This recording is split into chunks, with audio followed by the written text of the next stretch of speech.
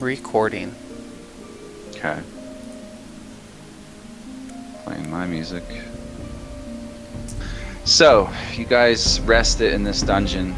You found a lot of treasure and loot divided amongst your party. Grum is now dead, and his mind has been cleared as far as you know. You've slaughtered everything in your path. You've rescued a group of gnomes, and you found a woman, Jira, who was a servant for House Trumont. She was in their militia. You rescued her as well. Kojaks is dead. You recovered one of these mysterious black and red crystals from the dead body of Kojaks, which Arcanius quickly grasped and took for himself, refusing to share it with the party because he claims that it belongs to him. You found some information in Grum's throne room. Just to reiterate it, there was a message here. It says, Grum, have your troops bring the hostages to the old elf ruins northeast of your base. We will accept delivery of no more than 30 prisoners at a time. This process for the Magister takes time, and we cannot afford to waste good stock. Therefore, you and your kind are responsible for keeping them alive until they are transported to us. Keep a few for your son's experiments. Signed, V. Damn. You also found a map that indicates where these supposed elf ruins could be in relation to your locations. That's about it. You guys are rested. You wake up after 8 hours, undisturbed. Nothing occurred so far on your long rest. It's very quiet now in the dungeon. There's a bunch of stagnant, dead, rotting bodies in the other room, of course, including 2 carcasses of demonic nature. And that's where I will leave you guys.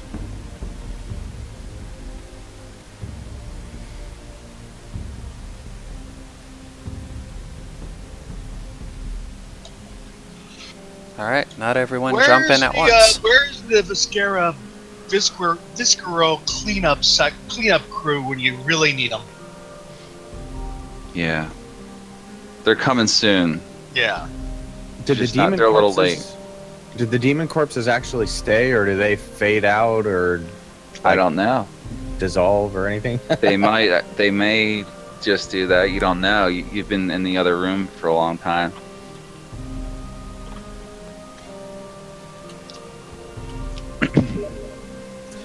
Well, I guess maybe we should start moving out and check out that trapdoor then.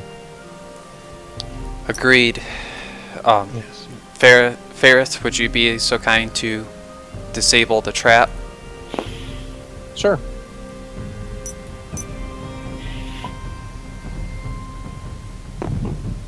Oh, that's Julian.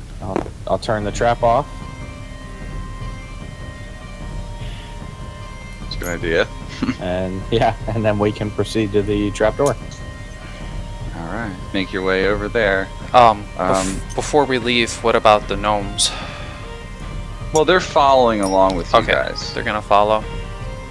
Yeah, they're saying they're like, we're with you guys. Don't leave us behind again like that. We don't want to have to keep saving you. Who's gonna be? Is anyone gonna try and animal handle Rex before we start moving along?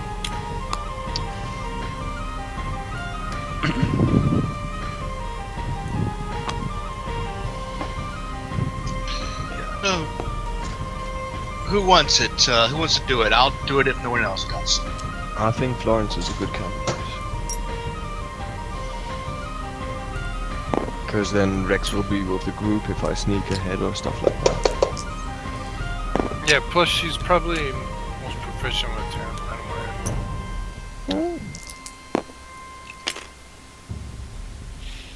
Oh man, a nat 20 on the nat 20 after burning the first one. A nat 20 on animal handling.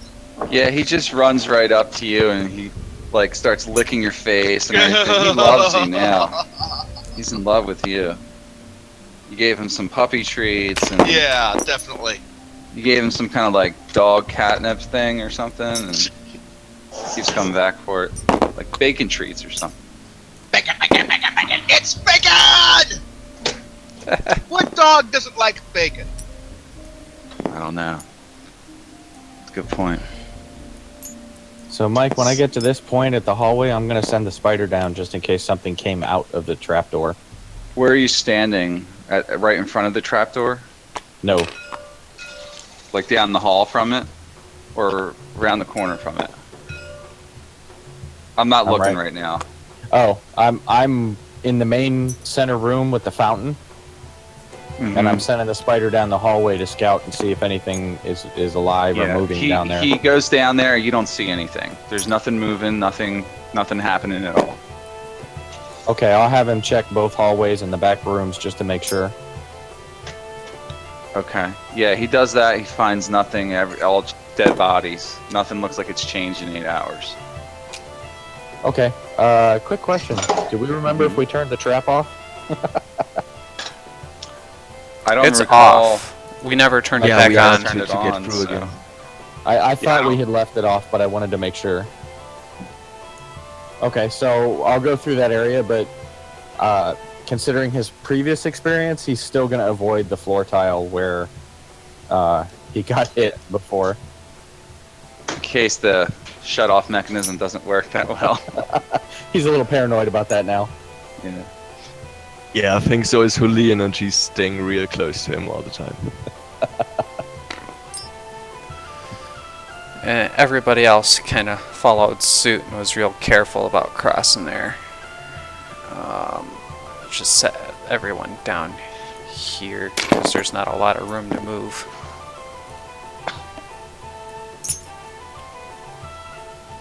Okay, so I guess first off, we need to get this chest off the door. Yeah, you guys work that off. Working together, there's no strength check required. You guys just get together, pull that chest off the trapdoor. Okay, with ease. and I will cast Mage Hand, standing back, and open the door with the Mage Hand, and then let the spider crawl through. Through it, so you're opening the trapdoor? Yes. Okay, so the With mage trapdoor hand, opens. Right, you're standing back a little bit. Yep. Mage hand reaches out, opens up the trapdoor, and nothing happens at that point. And then Okay. you send your spider through. Yep. Spider's going to go through and scout. So as you sing your spider down, it's completely dark. Don't know if spiders have dark vision. He doesn't say anything. They probably do. They probably do because they're creatures of the night, you know. We'll just assume that for this situation, he can see outlines and shapes. He can make his way down. There's a ladder that he can crawl on. He's crawling on some of the rungs going down. It's about a 30-foot drop, you know, with the ladder. You know, it goes down 30 feet. And it comes down to like a base and a narrow tunnel that seems to go straight for a long while. And there's like no end in sight that he can see. Okay. Well, I will then open the trapdoor up the rest of the way, and I'll go down. I'll inspect as I go down the ladder and everything, just to see, make sure I don't walk into some kind of trap along the way. Alrighty. Yeah, you go down. You're going down, right? Yes. Closely. You don't encounter any traps or anything like that at all.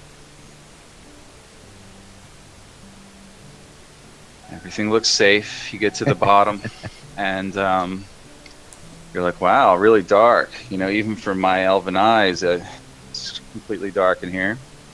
But you reach the bottom. It seems safe. It's very dry down there. There's not a lot of moisture first. And you see this long hallway that your spider saw. So, Okay. see the exact same thing as he did. I'll whisper up to Julian. Do you guys want me to just search ahead, or do you want to come with me and we can scout ahead? I'll stay Or- close by. I don't Yeah, want the position of what happened last time. Okay. Yes, thank you. So is everyone going down, or just the two of you, or how you working? I think initially it should just be the two of us. Yeah, just the two of them, as I don't have dark vision, and lighting a torch would alert anything that was down there. Okay. Like, as soon as we have secured some of the hallway, we'll call the others down, so we're not separated, really. But, Right. So, okay. The two of you are going down, right? Yes. All right. So you start walking down this hall. You're already down. We're assuming you got down the shaft fine. This is taking you guys a good 40 minutes at this point to figure all this out. Now you're finally starting to walk down, because it's 30 feet down to climb down this ladder. You got to go really slow. You start walking down the hallway, and you walk for about 20 minutes with no end in sight. You pause for a second and think about maybe turning back, or keep going to see what's at the end of this hallway. You still can't see an outlet or anything on the other end. From what I can remember about where we came in through the cave system, and which direction the hallway seems to be leading, do I think that it's possible it's leading to the other cave system that we had previously explored with the torture chambers? You can make a survival check. Okay, I've got to see what that is. Or Julian Probably can do make that. one. You can help. Wisdom. Okay. Yeah, I'm gonna ask Julian if he thinks he knows, and I'll help. yeah.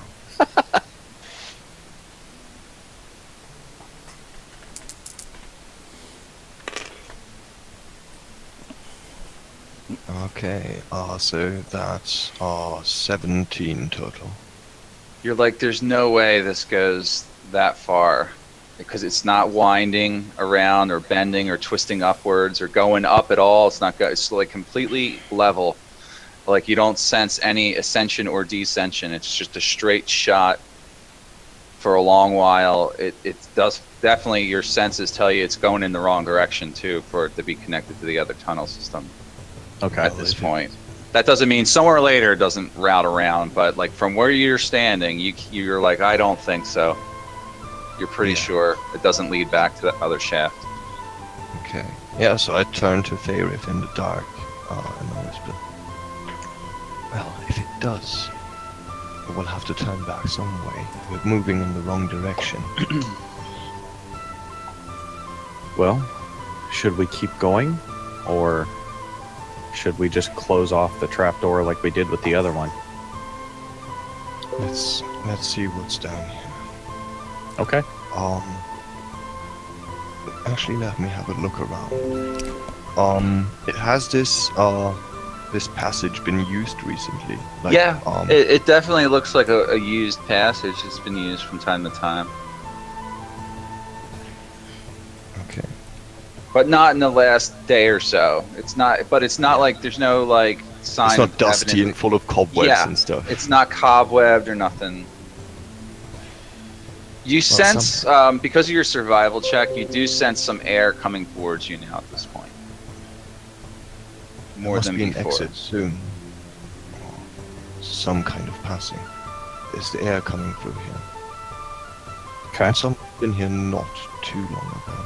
So I say we keep going. All right. Works for me.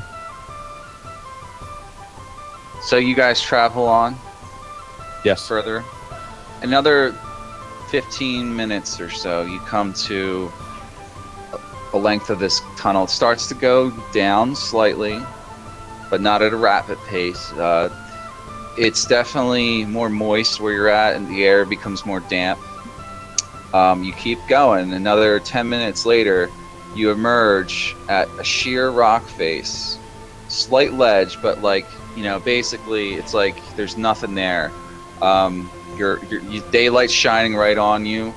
Below you, you see like a forest, but it's probably a good 60 feet below you. But you look down and you spot several different ledges down below you guys. that look like, maybe there was ladders here at one point, and they like the trials of time have decayed them. You do see something interesting. There's like a piece of rock jutting up from this narrow ledge that you're standing at. You think that like this may have been part of a bridge system at one point. You're not sure, but that's all you can see at this point. What about looking up? How far up does the cliff face go? A while, a good 100 feet or more. You can't Okay, even that's- look. You can't see that high up. Yeah, from that's where too you're far to standing. send a spider. Right. Well, I mean, we can always come back this way later, but I'd say at this point maybe we should go back and check the trapdoor in the other cave system. Yeah, we should. You're going all the way back there. Yeah, there was goblins and stuff like that left there, right? Well, we had cleared that out, but we put a heavy cage over the other trapdoor. There was a drow that had escaped down into that trapdoor. That's true. Yes, we should make sure there's no more prisoners. I make a survival check at this area. I'd like Julian to make a All right. survival check. Do I when- have help? I was going to say, when I assist, does he just get my wisdom bonus, or how does that work? No, Not the help action is just he gets to roll with advantage. Oh, okay, You yes, guys I'll are certainly talking assist. amongst yourselves about it, basically, and you Yep. help him figure out some of his direction. I certainly assist, yes. And you don't need to be proficient to assist, right? No, Cool. not for me. As long as you have some wisdom, I guess you can help a little bit. Yeah, like, look at that, what's that, and stuff like that, probably. Mm-hmm. Pointing That's things out for the 20 other person. total then. So as you're standing there, two things come to mind. Your direction. You're like, because the sun's setting. Okay. It's setting to your left, almost just about to your left. You're like, that's definitely north, straight ahead of me. Off in the horizon, you see some valleys dip down, and this thicket of trees that's directly below here looks fairly traversable. Like, it's not like a dense area. It looks fairly hospitable. Like, you can see a stream off in the distance, and you think about that map you saw, and you're like, I think this is the way to go. If like that direction's the way to go to get to these elf ruins. And the other thing is that Gnome Village is also in that direction, but a little bit more to the east. It's like more to the northeast than the other one. So let me do this real quick. I'm gonna show you guys what you're looking at, basically. Okay. Give me 1 second. We're gonna load up a different map. I'm gonna make a quick save here of this map.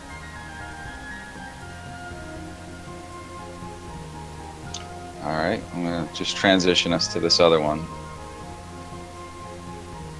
Finally, a new map. Yeah. Right.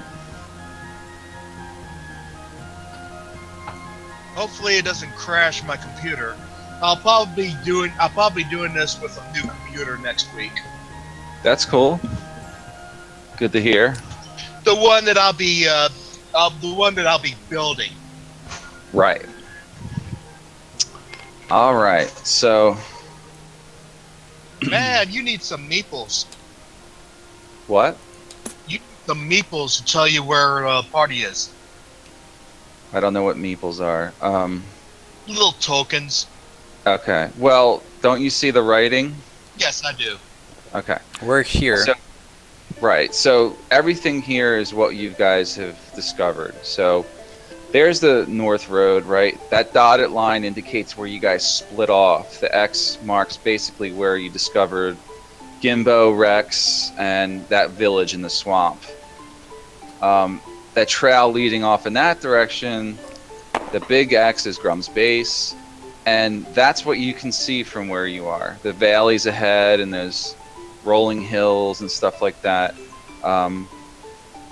You're kind of more like, when you come out of the rock face, you're probably more like a little bit further up. Like, you know, maybe like right there even.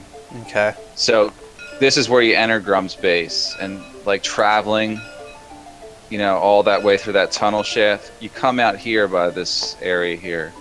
And the other thing, Julian, you're thinking is like, I think we could probably make our way down here. It's a sheer cliff wall, but you see all these ledges, you know, like ledges below. With the right patience and the right skill, the party may be able to make their way down. Well, And given get out some of the time, mines.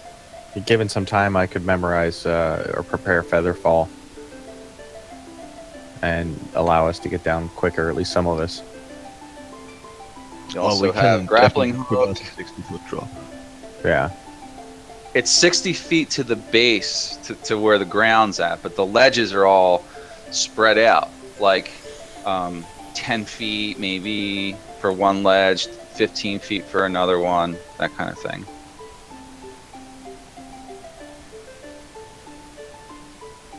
Now, do we know much about the surrounding area, like the name of the mountain or the keep that's in the woods there, or we don't know anything about that? What keep? Sharandar?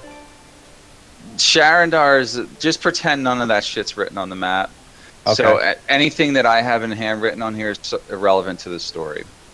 It is. It's just we're using Neverwinters as a backdrop to this entire story. So this timeline where Sharandar was discovered is kind of irrelevant to our story. You may have heard of it in some distant journal or some readings that you've done, but we'll just assume at this time that the elves of Sharandar haven't revealed themselves because it's kind of like a secret hidden realm.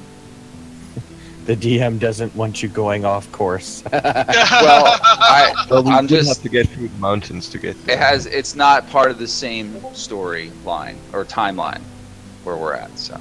No, that's fine. I was just making a joke because I saw that on there and I thought, ooh, that might be fun to explore. Right. But do we know about the gnome village then? Yes. We are aware? Yes, Okay, so we could at least yes. send the gnomes through here. You could do that. I'm confused as to what you guys want to do, but Well, Faerith wants to go back and see if we can track down the other drow, but knowing that the gnomes are back there, at the very least, we should report back to the party. The gnomes could come out through here and go home to safety, and we could go after the other drow. That's kind of what I would like to do. But how are you going to find this drow? That's the part I'm curious about. Hasn't it been about a day since? It's been a while. It's been about 2 days since you last saw that drow. Yeah. For all I know, that trap door is a room with no other door. So I don't even know if the drow is down there. Plus, wasn't there also kind of like a side quest to take the gnomes home to their village? It's part of your objectives, I think. Yeah. I think They- we shouldn't they let them asked. wander off right now, because if they get killed in the woods, and we could have walked with them, that's just bad style. Yeah. Well, and Julian, you know what's really driving Faerith right now? His curiosity about the drow. Yeah. So probably like So you Faerith going is on like, and on about that trapdoor. Julian will just like swirl around and be like, Faerith, it's been days. She's long gone by now. And all we will find down there are more traps. So do you fancy facing more of those? I wouldn't. Bringing I the intend- gnomes home is probably our best option right now. I intend to be more careful this time. Well, I know your intentions, Faerith. I know things don't always work out like you plan.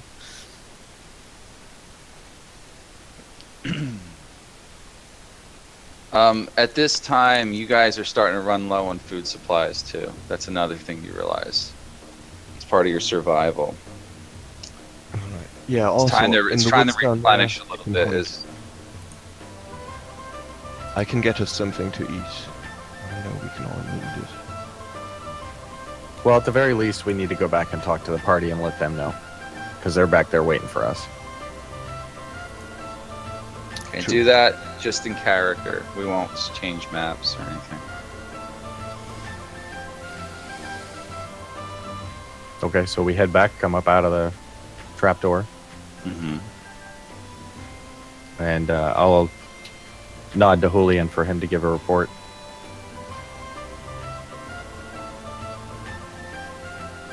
Well, good news, everyone. We found an exit. Looks like we're close to home for you, our small people. Hooray! The woods down there in the hills look very much like what you described, one of your villages. It's a 60-foot drop. I think we can do it. I've got 50 foot of rope with me. And there's some ledges. We should be able to make the journey downwards. I also have another 50 feet of rope as well. Well, and we have the grappling hook and the rope that we found in one of Grum's chests, so we should have plenty of rope to get us down. But, Malik, the only concern I have left, and I just kind of wink at Julian, is that we did allow a drow to get away down another trapdoor, and we don't know if there are any other prisoners down there.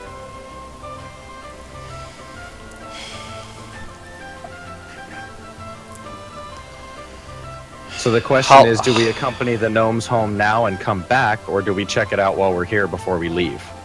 How many days has it been since you encountered this drow? Weren't you with us? No. Yeah, he wasn't with the party yet. Oh, I thought he was with us. Okay. So Not at that you said point. it's been, what, 2 days? At least 2 days. 2 days in the morning or something, you know? Because you guys went back to camp after that, rested there. The total time you spent in the Grum's main dungeon has been about a day and a half. Then you rested 8 hours again, and you're spending the morning searching these paths right now. Yeah, she hopped down a trapdoor, which might be similar to this one and lead out to another cliff face somewhere, or it could lead to a series of rooms. We don't know. We weren't able to explore it.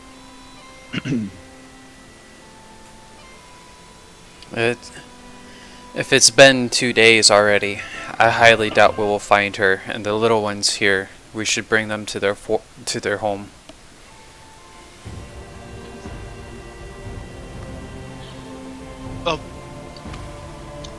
Florence would say, I wonder if I could be able to get back to my wagon and take that to the gnome village. Would she be able to do that? You'd have to spend probably a day and a half going back around to where you first entered these caves if you go out this way. Or travel all the way back through the mines and then through the woods that led up to the mines. So the wagon is about, I'd say, somewhere in this vicinity, David, where this dotted line is. I want to say this is kind of where you guys make camp. This is where you guys fought all those guards out in front of the entrance to the mines. And then this is the path underground through the mines. So it would take you guys a while to get back to your wagon. It's just sitting there right now. Yeah. Yeah.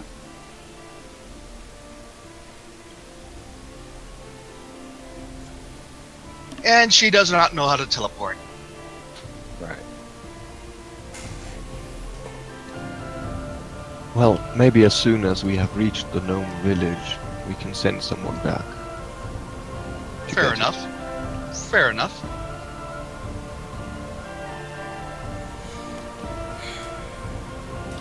Also, they might be able to help any survivors who didn't make it far on their own.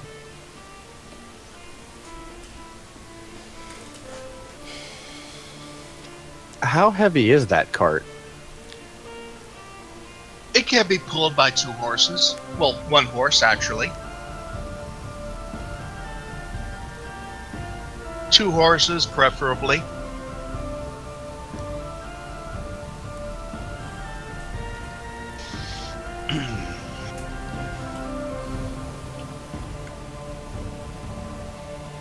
Well, You're going to need 2 horses for that car. It's a big ass thing. so like probably a more than stagecoach. 500 pounds. Yeah, it's a stagecoach. Okay, I can't levitate it down then.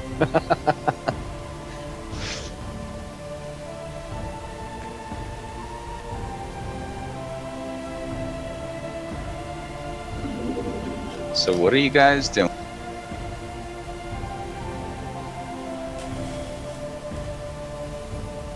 Julian's probably looking for places to like fasten the rope to. So we all went back down to the cave then and went out to that exit of the cliff face, or is someone going back the way we came in? I'll go with Julian down to the cliff face. Is anyone else doing anything different? Does the party travel together? She travels along. Florence will go along. Okay. Yeah, I'd travel along with the party and do what makes sense. All right. So Julian, what are you doing? Like I would look for a place to like place the grappling hook or wind the rope around double so we could like basically retrieve it from the bottom. Oh, don't worry about that. I'll take the rope down when I come down. Nice. Cool. Yeah, so that makes things very easy. So you take your lengths of rope and you tie them together. Make a survival check because you're tying them for 60 feet, right? On all Well, these knots that you're doing. I thought Yeah, we we're were gonna probably tie gonna them to use go the to the ledges, but- ledges. Yeah. You- We you're don't gonna really ha- have the equipment to like fasten the rope down there anyhow. So how you doing it? Just explain to me what you're doing. Okay. So does this door like is it a proper door or is It's an it just- opening. It's just an opening in the rock. Okay. What about this grappling hook we have? Is there something we can hook that onto? Yeah, as I have stated, there's like a jutting rock that's right next to you on the ledge. And we took some tools with us from the mines, right? You took, I don't know what you took. Hammer. Yeah, I've got a hammer. I don't know if we took a pickaxe, but we can basically like make a good place for the grappling hook to just fit into. Well, he says there's a So- jutting rock right up above, Yeah. so we just loop the rope over the rock using the Right. rope and the grappling hook to keep it in place, and we just need one knot at the very end of it to get him the rest of the 10 or 15 feet down. Yeah, and the Oh. ledges below will help you get like down easier if you know how to rappel down. So, is anyone helping with this? Let me see. I'll help you with it. All right, Julian's making the check. That's the way help works. So Faerith helps Julian on her survival check to fasten all this gear, including the grappling hook to the jutting piece of rock on the ledge. That's a 19 total then. Okay, so you take your time, you set it up, you test it a little bit. You're like, there's no way this thing's coming undone. I think we're safe. As long as no one slips or falls on the way down, we should be okay. Okay. Yeah, so I'll probably climb down first then. Okay. And of course we secure ourselves too. Right. Yeah. With a second rope like. Okay. So it takes you a good 10 minutes to get all the way down. And you get down in the bottom.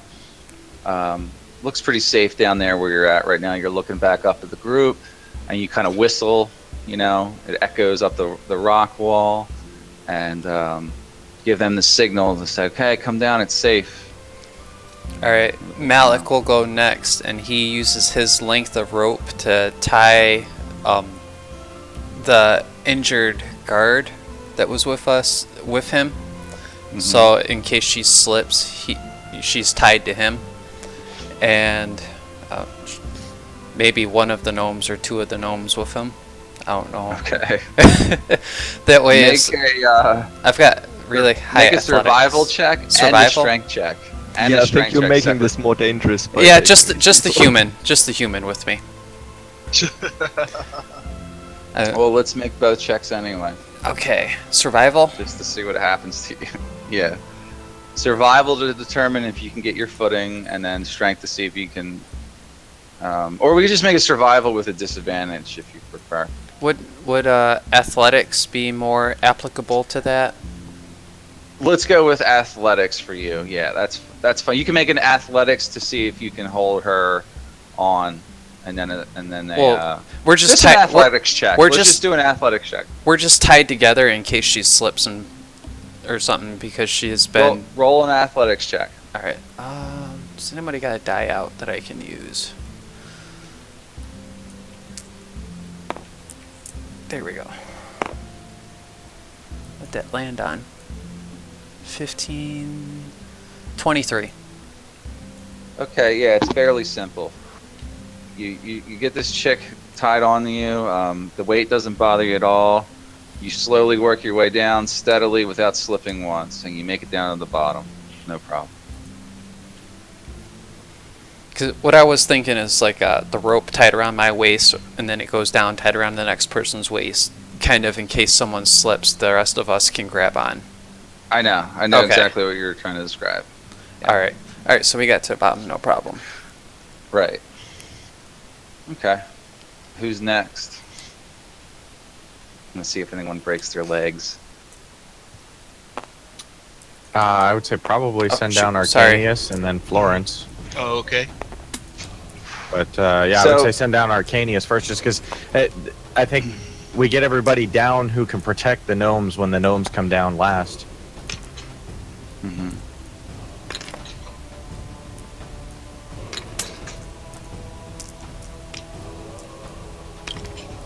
Who's checking? I'm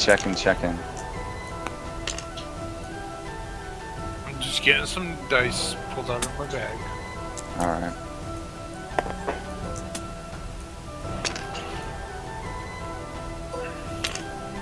Looks like you got a 19. Yeah. Whatever your check you're making, you make it down 5. Okay. All right. So we're looking at David here. Florence. All right, that would be a survival check. You could do whatever your best thing is. So athletics or acrobatics would be fine in this case. Whatever you're more proficient in. Or It'll you just probably be a dex check. yeah, make a dex check then. Oh, I rolled a 1. Oh no! Oh my God! So you see, Florence is going down the rope, and she pulls out a book midway down and starts reading it. And she's like, "Oh shit!" And she drops the book. And then what happens is she spins around, and now she's upside down. Oh. Okay. She smashes her chin on rock, and her foot's tangled around the rope that she was secured to. She's stuck, and she can't pull herself up right now. So you see her hang. You're looking up at her. You're seeing her hang there, like a helpless child being suspended by a rope. Oh. She's starting to slip. Someone needs to take action very quickly. Someone she's with halfway? the best chance of getting her. Yeah. All right. She's about halfway, and her rope's dangling down. All right. I'll take action trying to climb up there quickly to Make an grab athletics her. check. Make an athletics check. I tried Climb tossing the die away and shame. Hold on. That's a 13. Okay, so you try to climb this rope as fast as you can, slipping a little bit on your way up. So, but you do get to her. Now make another athletics check to see if you can pick her up and help her. Oh, And- 19. 19, yeah. You just grab hold of her, and she's secure now. You help spin her upright. What are you going to do from here? Let her climb down the rest of the way by herself, or are you going to try and lower her down on your own? I just kind of throw her over my shoulder and start climbing back down. Make another Make athletics. Make a third athletics check, yeah. 14.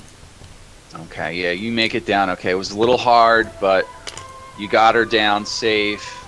She's puked on your armor a little bit, Oh. but it's okay now. She's okay. Oh. She hides in the corner to die of embarrassment. And the die has a little label on it. Alright. So, that's over. Now, who's still standing up top, right? Everybody in the party has rolled. I haven't, but I was waiting to go last. So if everybody else in the party Okay. has gone down, then we'll send the gnomes Let me down. just, yeah, let me get some dice out here. Let's grab some cheap old dice. And roll for these gnomes, see what they get. So I'm gonna roll for them as a party. They get a 15. So the gnomes are nimble enough. Plus they got a lot of dexterity naturally, and they make it down one at a time. Actually, they go two at a time because they're so little. And they're fine. They all make it down safely. So Draconis is the only one standing up there by himself. Okay. I take the grappling hook and the rope off, Mm-hmm. cast levitate, step off the rock face, and levitate down. Alright. Florence, you need to make a medicine check, or someone needs to make a medicine check on you, actually. I'll Because do you're that. bleeding I'll from do your... No, someone else has to do it, because you can't work on yourself right now. You're bleeding from your chin, so someone has to, like, patch you up, or you're going to be bleeding all day. Yeah, as soon as Malik and Florence touch the ground, Julian will come running over and like, oh, Florence, dear, let me have a look at this. Do you have a medical kit? Yeah, and I'm proficient. And it takes one charge away from that if you use it right here. Okay. Well, that wasn't too high. Medicine 15 total. You're able to cinch up her wounds. You have to put a couple stitches in it. She's got like this scar on her chin now. So she's starting to look like a battered wife. Ugh. But she's not bleeding all over herself anymore. Speaking of bleeding all over yourself, I cut my fucking hand with a razor blade yesterday. Ooh. Blood everywhere. That was Oh, fun. that sucks. Yeah. I was crafting something and I slipped, but I'm not dead. You don't sound like you have good luck with sharp objects. Well, that time I certainly did. I knew it was going to happen eventually. I was doing it early in the morning and I didn't have coffee yet or anything. I was like, that's what I get. Anyways, Right. So everyone's down now. Okay. You're in this little thicket of woods. You estimate maybe it's about 3 or 4 hours travel to where the gnomes tell you their little hidden valley is located. Right. How much daylight do we have left? Plenty. It's not even midday yet. Alright, so yeah, as soon as Florence is all stitched up, maybe has had a stiff drink, Uh-huh. I'd say we carry on into the woods.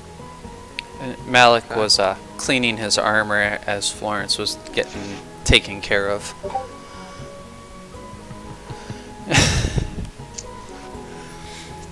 Ranch dressing. It's a brand name, Hidden Valley. Oh, yeah. They Okay. stole it from D&D. Alright, so is that the direction where are you guys going? Well, yeah, Oh. we need to get the gnomes home. Yeah, we're going to the So- Gnome City. No. Yeah, like so northeast along, or probably along the hills there. It's like almost due east of you now, really, where you're at down here. But right. it's a little bit inland. Like it's like maybe even more in between those two rolling hills. There. That's maybe the entry to their domain, and it's a little bit further in. So yeah, it's northeast. So the gnomes guide you. They're like, we know these lands, and they kind of travel side by side with Julian, skipping as they walk and whistling and singing little songs and really not paying much attention to anything. They're like, oh, don't worry, there's enchantments on our land, you know. Once we're in our domain, we're fairly safe. And you travel for about 3 hours. You come to a little hill, and you see a gate up along like a almost like a natural ramp, sloping ramp, and this is what you see.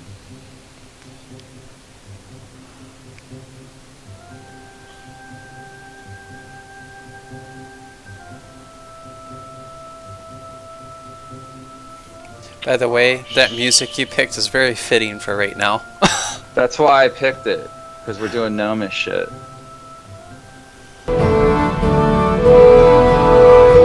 Whoa.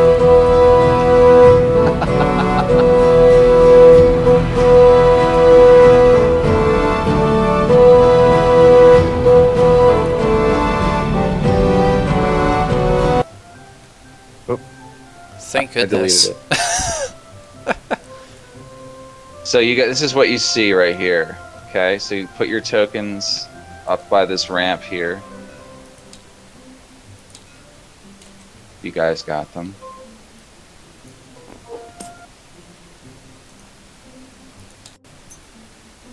This is a pretty cool looking town. You can make them a little bit bigger on this map if you want to, like, fit them to the size of the squares and all that. It may be hard to get them to stand on there, Fairith, so trying to, like, just put them up top, I guess. There you go. Playability is never perfect here, so.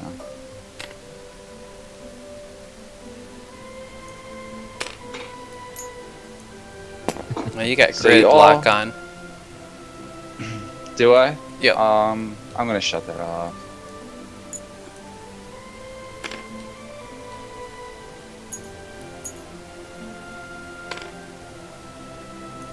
Alright. So that's off. As we get You're- close, I'll pull the scarf up and keep the brim of the hat down. Okay. So someone spots you walking up, and he's like, "Ho there! Who goes?" Mayor Bumpkin yells up. He's like, "It's me, you idiot! Let us in." He's like, "Oh, Mayor, okay. You've been gone a while. We weren't sure what happened. We sent some people out looking, but they never came back. And then we just got bored. We didn't care." "I know. Well, let us in. We're hungry." He's like, "All right. Hold your horses." And he goes over and cranks open the gate. I don't know where he does that from, but he does it somewhere. The engineer manages. So, well, I'm not going to move anything. So now you guys are just like over here.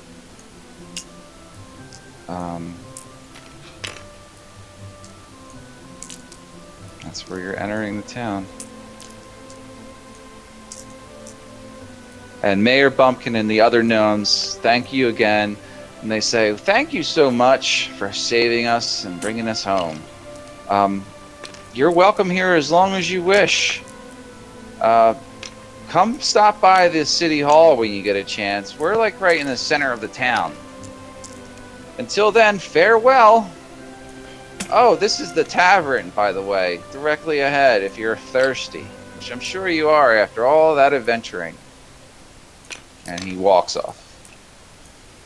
Malik tries to get the attention of one of the gnomes before they leave to ask if they have a smithy here. And he's like, "Oh, yes, it's towards the back of the town. You can't miss it. Farewell."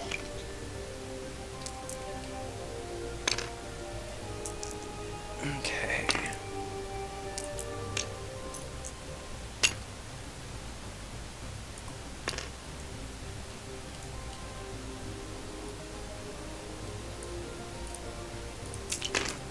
What did you say the mayor's name was again? Bumpkin. Mayor Bumpkin. Do they have more than one mayor? No. Oh, there's another token that was named Mayor Gullywump. I wondered if they replaced Oh, him. okay. I changed his name. That's what happened. Okay, I was just checking. Yeah, we'll just call him Mayor Bumpkin. That's his office over there. This is what Rex is going to look like today, apparently, because I can't find the other token. I think he's in the animal bag that I have. But Rex is hanging out with Oh, I like that Gertrude. one better. Florence Gertrude. Yeah, that one's the way they look in the player's handbook, I think. So there you guys are. You're standing, looking around, free to explore this town as you see fit. This is like a free chance for you guys to role play, interact with things, learn about stuff, get supplies, get equipment, anything you want to do. I think I'm probably of the same mind as our Dragonborn friend here. I'd like to think we both want to take some of this ore and see what it's going to cost to have weapons made. Yeah. So, me and Faerith then head over to the smithy in the back Okay. of the valley. Are you guys traveling all together or separately? Yeah, weapons sounds like a good idea.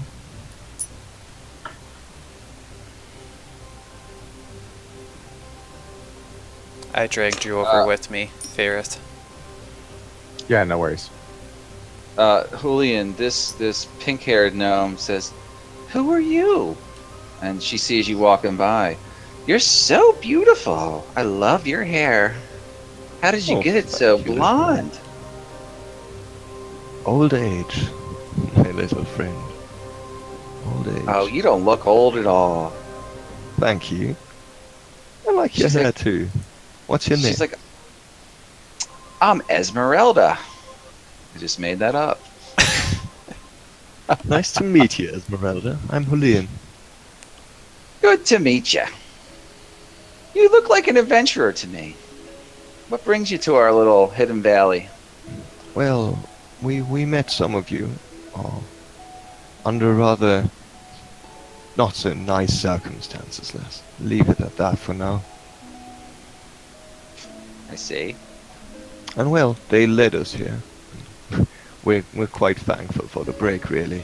It's something else than Goblin Caves. I like what you've done with the place, although I still have to get used to your doorways. They're small, I know.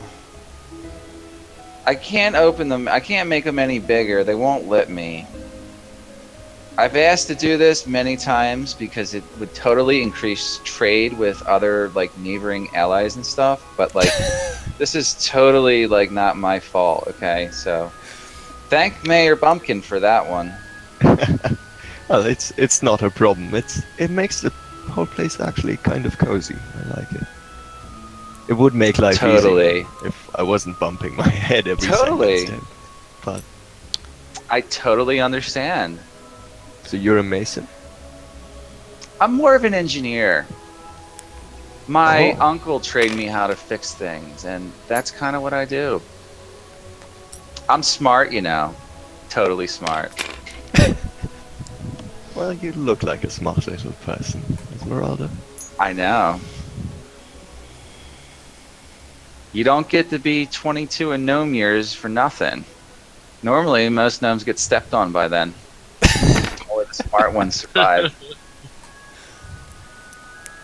She's carrying this like giant like wrench that she probably uses as a weapon when she needs to, but it's like almost the size of her, and she just kind of wields it like no business, you know. What's that? She's do? like, say,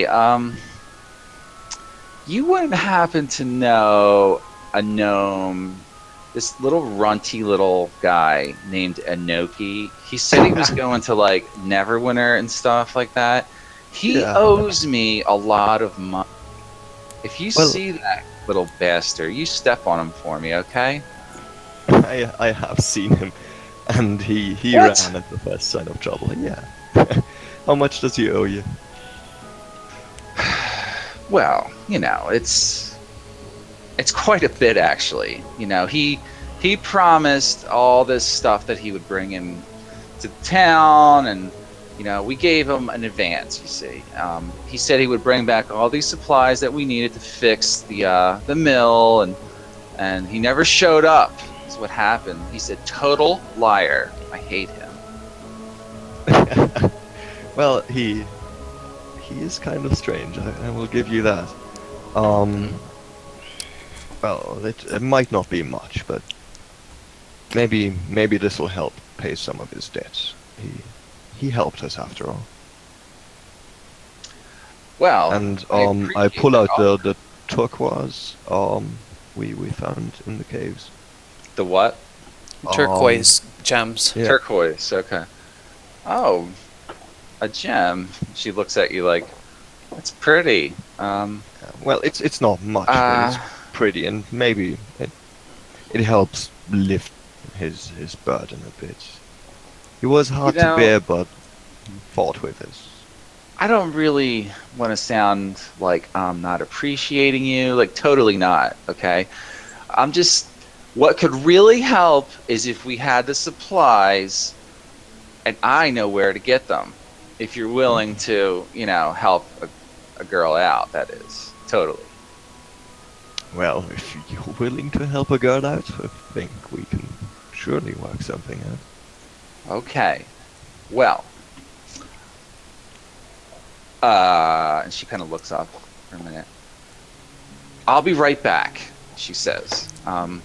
Don't leave town until I have a chance to talk to you. Okay? Bye. No worries. No worries. She, You'll find she me. runs at off this way. She's like running off. You don't know kind of where she went. And okay, so then she leaves you. But she basically gave you, like, you can write down quest line thing here. Yeah, no more supplies. Right. Engineering supplies that she needs to fix this the mill house over here. Okay, so you guys are heading over to the smithy, huh? I got a question. How tall are the buildings actually? I don't know. These are just placeholders, to be honest with you. This is all just, none of this is to scale. Okay. Right, Well, definitely. because if it's much shorter than 6 feet tall, my guy's gonna have some trouble getting around. Oh yeah, you're in full you're- plate. You're gonna have a little trouble getting around, but we'll just say that some of the door jams are like maybe 5 feet. You just have to duck down to get in them. Duck 3 feet, yeah. Yeah. Meanwhile, Florence is in the tavern there, nursing a keg of the not a keg, a stein of the local brew to drive the recent bouts of embarrassment away from her. Oh, okay. So all these gnomes in here. You're in the tavern, huh? Yeah. So you got Rex with you, and there's all Yes. these gnomes like doing crazy shit. There's a gnome Yep. dancing around on a Uh-huh. on a chair. Another one keeps standing on his chair and chanting all these failed spells. He's like, "Damn it, I failed again." He's like, "I'll get this eventually." Yeah. And then there's a female gnome in the corner just laughing at him. She's like, "Ah, you fool! You'll never learn how to cast spells." And that kind of like made her feel a little bit better about herself. So they're just sitting around. You can talk to some of them if you want. There's a gruff-looking gnome in there with an axe. So I guess Rex is in there, huh? Yeah. They're all eyeballing Rex. They're like, "Oh, look at that!" Like that's a good stallion you got there. Like, how much? How much for him? One of them shouts. Sorry, sir, but she's not. But Rex here isn't for sale. I'm pet sitting him. He's like, "Nonsense! Everything's for sale. Name your price." She says, "Sorry, she's no price for him." And why is that? She mentions her. I forgot the name. It was Rex's was originally a Inoki's dog. No, he belonged to Gimbo. Gimba. Underbottom. He was used. Halfling. Rex was originally Gimbo's dog, and I'm eventually I'll be taking him back to the halfling. You mean Gimbo, that ungrateful halfling from Luskin? He's a crook, I tell you. Let me tell you something about Gimbo. And he just nods a little bit. And you're waiting for him to tell you something. Yeah. And you're like, Yeah, tell me something. He's like, oh, I forgot what I wanted to tell you. I forgot. I'm sorry. Come back later. And he just goes back to his drink after that. Oh man. And then the girl who's sitting in the corner, she says, oh, never mind him. He does that a lot. I think what he was trying to say is Gimbo doesn't have the best reputation in our village. Oh, as I expected. That dog comes from a breed that was bred here in our valley. And Gimbo somehow acquired one. You see, we don't ever trade our war steeds to anyone outside of our good graces, I guess. Very much so that we keep them within our own grasp. Because they are quite the intelligent breed of dog, wouldn't you say? Yes, I have seen him in action. And he's like, Roof! She's like, yes, boy, that's right. Well, Gimbo must have shystered someone out of their stock and found his way to acquire this animal. I have no doubt he came from our village, though. In fact, now that you have returned him to us, I thank you for taking care of that problem. You can just leave him with me, and I will find his master for you. And that'll be the end of that, lass.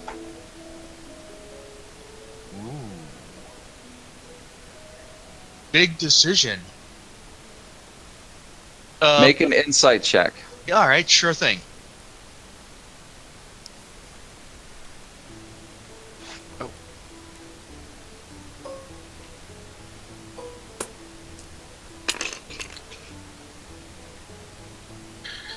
Insight. I rolled a 17 out of the bag. So, Wait. Let me. you have a bonus.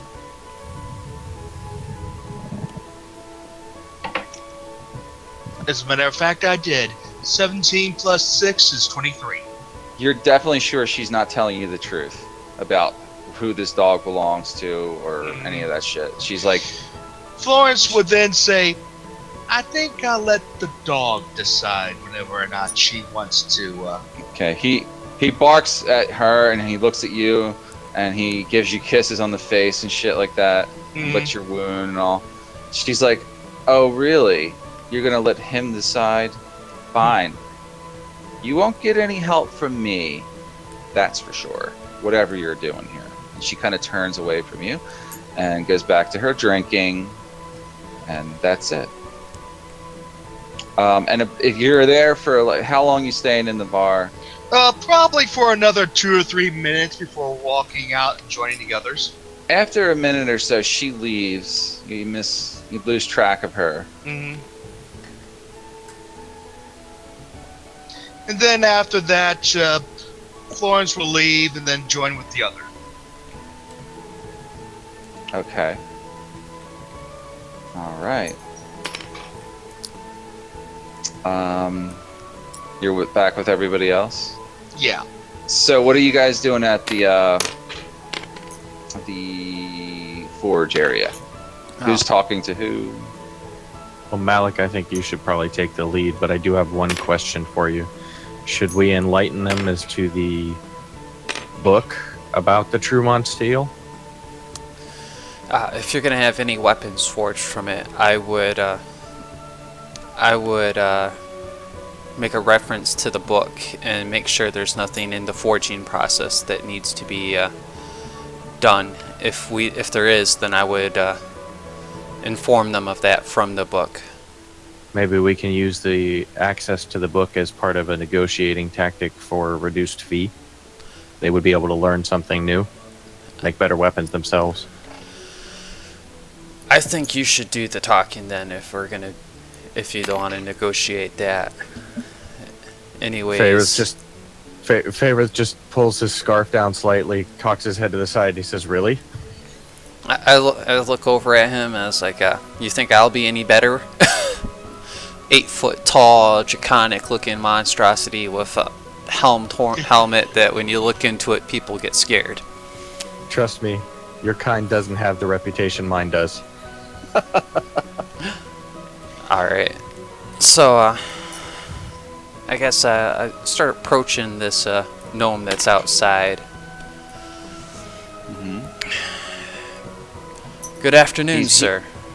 Whoa! Don't eat me! He look up at you. He's like, I like dragons! Don't hurt me! I give it a little chuckle and I get down on one knee and I apologize for, and then I say to him, I do apologize for startling you. This is the blacksmith for the town? I am the blacksmith for the town. What do you want?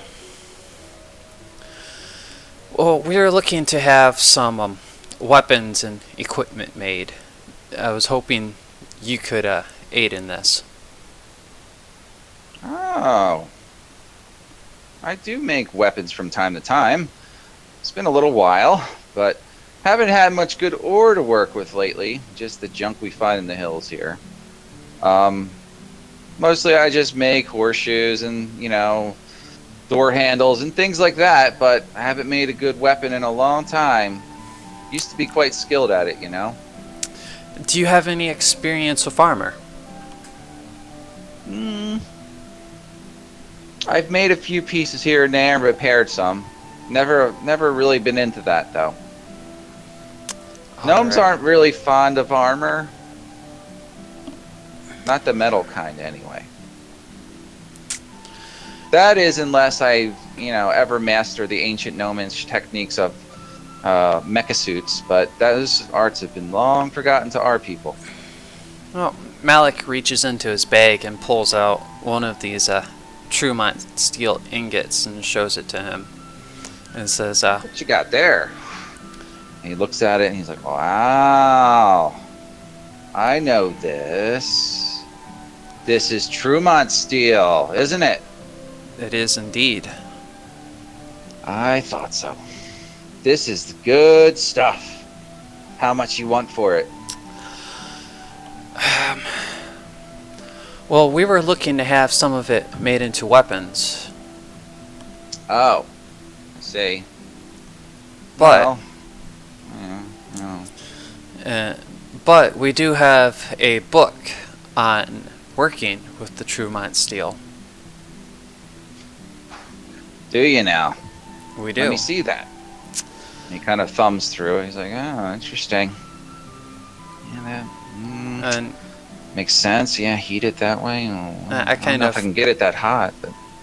Okay. What do you want? I mean, I'll buy this book from you.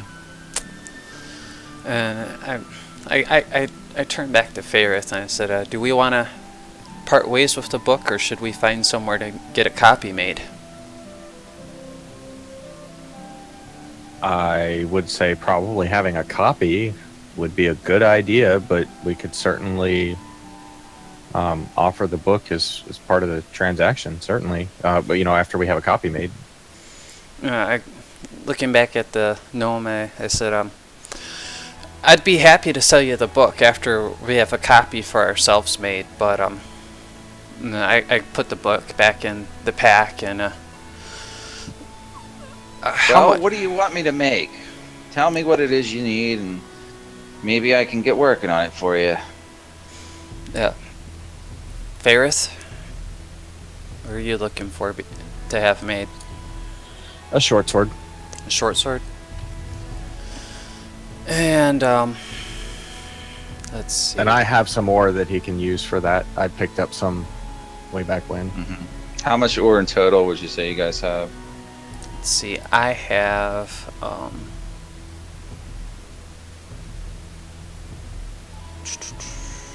gotta look back in my inventory, I wrote it down.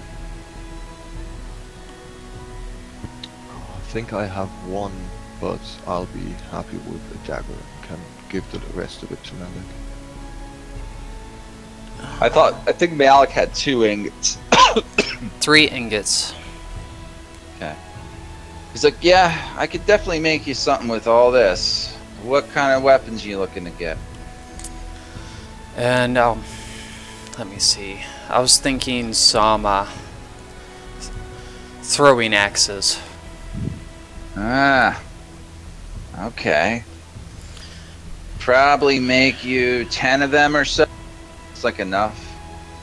For someone your size, yeah, I could probably work that. It's gonna take me a while. First, I'm gonna have to learn the techniques from this book. You're definitely letting me borrow it, I hope, at least. Yes. Yes. Mayor Bumpkin's not going to be happy if I don't keep working on the repairs for the mill, but I'll see what I can do. I'm definitely interested in doing some stuff with this steel. Working it. It's been a lifelong dream. I've never got a chance to see Trumont steel up close. Heard about it. And So it's like, there wouldn't be any left over from my 3 ingots. just a little bit. Not enough to be useful, though. You'll never need 10 throwing axes. Yeah. How much would you charge for those 10 axes? Well, you were providing the materials. I'm just going to charge you for my time. So, for each axe, it'll be 100 gold. What if My time. what if you made me 5 of these axes and you kept the rest of the steel?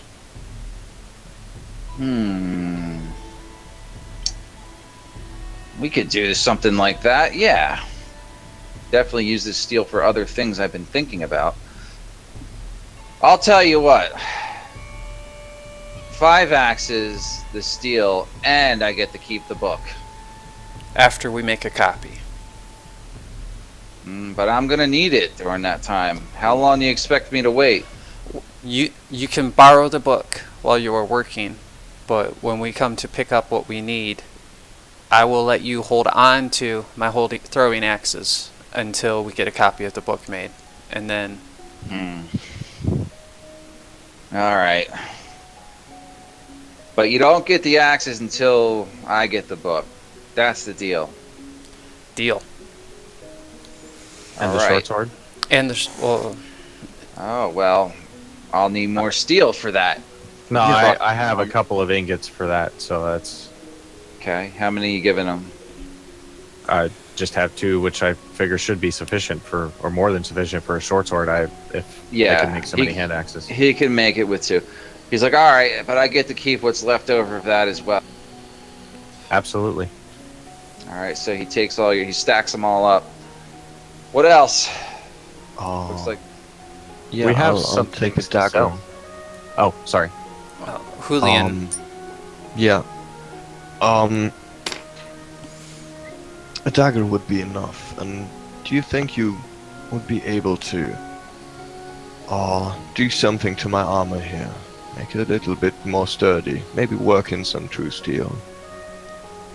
So What are I'm you- basically looking for studded leather armor. studded leather armor. And they probably don't have any my size, but he can just modify my own probably. Yeah, that's possible. You'll have to leave And it I'm here not with looking me. for an effect really. It's Right. You just want it done. I just want studded leather armor. Okay. It's a waste of good steel, though. I'll tell you that. It'll look nice, but that's about it. That's good enough for me. Well, don't they Alright. have their own steel? How much true steel do you have, Julian? I've got 1 ingot. 1 ingot? Yeah. It's probably all. Which which was enough for a rapier and a dagger, I think. But I don't really need a close combat weapon. Although, like, a dagger would come in very handy. Especially if And you yeah, I ever want think to dual wield Julian them. just wants cool armor. I mean, it's doesn't really have to have a mechanic effect for me. Very well. This is a lot of work. It's gonna take me a few weeks. You understand that? Gnome Town wasn't built in a day. Of course. We also have some extra weapons and things to sell, would we speak to you about that, or is there a shop inside that we need to go talk to? Well, my cousin works in trade of items and all sorts of things. He's inside. Okay. You should talk to him about that. I kind of look down at him with a look like, you want me to go inside? And he just kind of looks at the steel and walks away. He's fascinated by the steel. You can talk through the window. Yep. Just quick question. Would he be able to finish the armor quicker? Well, he wants to start learning. It's going to take him a while to Learn to manage work all with this the stuff. steel. So, he'll So just if you want to use- keep your armor on for now, he's like, "Come back in a few days once I made some progress with this. Then I'll work on yours." Yeah. How about he just uses normal steel? Whatever, but he's going to work on the other stuff first. Hmm. Okay, he's kind of lost. He probably doesn't even hear me anymore. Yeah. Cool. So I'll keep my armor, definitely. Yeah, for now, right? Yeah. Malik. Okay. Oh, go ahead, Mike. No, go ahead. Whatever Malik you're gonna turns do. to Julian.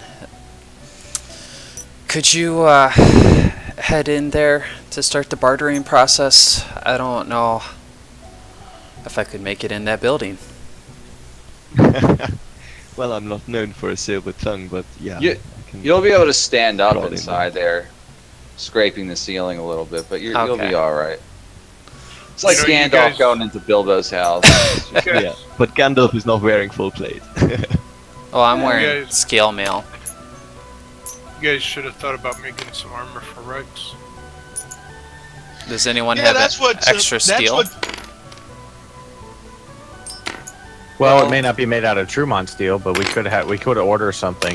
Yeah, especially here. Yeah, that's what That's what Florence would do. Well, you should do that then. Yep. Well, Florence. Then, well, is there any other like markets or anything? You got to search around the town. Right now, the party's inside this shop. There appears to be 2 merchants that live here. One of them sees Julian and Malik approaching. He's like, "Whoa! Who the hell are you?" Guys, he's got some gems in his hand. He's fingering them a lot, and he's got a little Florence will follow him. monocle on. My name is Julian. These are my friends. We freed some of your people from slavery, and hope we can find a good barter in here. For both of us. Oh, looking to trade, huh? Indeed. What do you got? Well, and I gesture for Faerith to present our findings. So what are Okay. you showing them? Like everything? Well, we'll do this an item at a time. That way we can see if we can just go through and exchange the items for coin. Okay. To try and clear out the party inventory and get it down to just money. But the first thing we have is a suit of chainmail, non-magical chainmail. He's like, okay. And he'll give you, he's like, I'll give you 25 gold.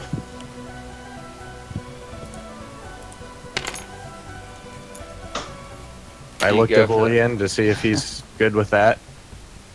Yeah, not much of a trader. I just shrug. Okay, I accept the 25 gold.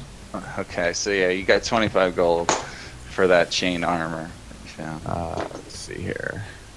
Okay, and the next thing, I just have written down iron weapon. Yeah, I think it was just like a standard weapon. Like Like- that, like like a a- bugbears would use. Like a long Okay. sword or a morning star? Yeah, you picked up a junk weapon that they would have used or something. You Okay. know? So, Those kind of weapons I put in that dungeon, so in case you wanted to give them out to the captives or arm them all and send them charging in as cannon fodder with like blunt weapons. well, you know what? Then we'll just give it to the smith on the way out then for him to work with on stuff. Okay. To recycle. Yeah. Yeah. Do we want to keep the flasks you can of get alcohol and like wine? maybe 10 gold for that though. You know, like Oh. they'll give you some money. Okay. It's something that can be used. The real reason you don't want to pick up every weapon you find is because then you're just going to weigh yourself down. Eventually, I'm going to be like, how many fucking long swords are you carrying? Like, you know? You're like, I got 50 long swords in my backpack. I want to sell them all to buy some plate mail. I'm like, no, you're not carrying that much. All right. So, do we, as a party, do we wish to keep the flasks of alcohol and bottles of wine, or get rid of those? I think they'd be good for bribing someone somewhere along the line. At least half of it. Oh, Right. okay. Party. Okay, so we'll keep that. Then we've got 3 silver bars that we've estimated are worth 60 gold pieces each. Right. They'll take them. That They'll could give you- actually be used if we could find someone to silver our weapons. Yeah, that's another good point. Silver Silver weapons are, vampires, werewolves. I don't know if it affects undead or not. The other undead, but I know it's vampires and werewolves it's good against. yeah, certain types of metal. I think they'll give you advantage against those kind of creatures. Yeah. But we'd Although have they to- be dull as shit. Like they We'd won't have to cut find anything. someone that has the skills to do that, but that's up to you guys. The smith here could probably work. If he can work Trumont steel, he could work with silver. And To s- gnomes being a bit of like jewelers anyway, probably know how to work with that, just in general. They definitely would buy it from you. Silver is something they would want. So, do you guys want to keep it or sell it? I'll leave it up to you. I would want to keep at least one ingot to silver my weapon later on if we could find someone to do it, especially that Trumont greatsword. I was going to say, if we're going to do it, then we should do it when he makes these weapons. Yeah. Well, I want to Okay, so- hold on to my sword until he finishes with everything else, because it's going to be a while. Well, no, Yeah. I was thinking about the short sword that he's making for me. Yeah, well, I would go talk to him and Yeah, see if I'll he do could that on the silver way out it. then.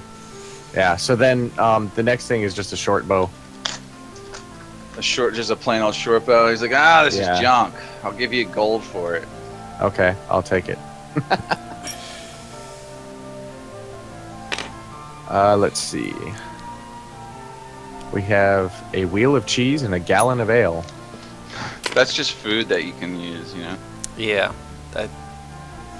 I mean, the gallon of Now, ale, that's The something. more food that you find that's not rations, like if you find real food in dungeons, remember that one time I gave you guys temporary hit points because you ate well? Yeah. Right. That's what that stuff's for. Okay. So when you're in the field, if you eat good food instead of just junk rations and stuff that keep you alive, basically, Yeah. you get like a well rested thing going, and Okay. some buffs So- maybe if the food's really like well made.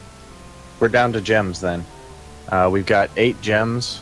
You didn't specify which type, just that they were worth 10 gold each. Okay.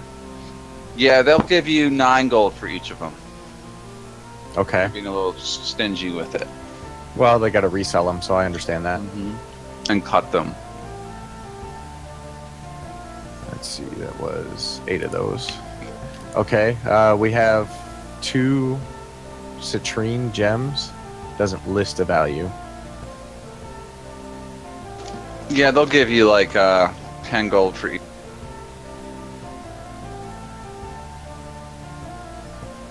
Okay, and then I've got 5 diamonds. I'd like to do a quick inspection on them, or appraisal, just to see how much I think they're worth.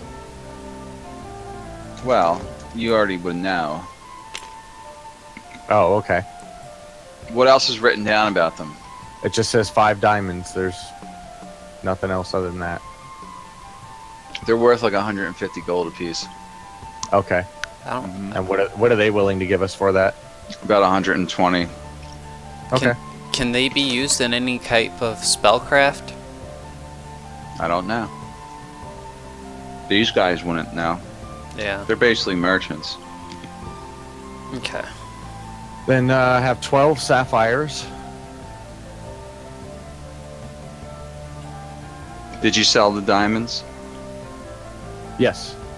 All right. I mean, I'm converting stuff to monetary value, Okay. if that makes Mhm. sense. Is that okay?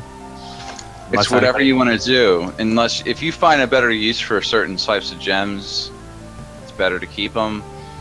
Typically you're not, but sometimes you might want to adorn them into armor or weapons. It depends on what you want to do with them.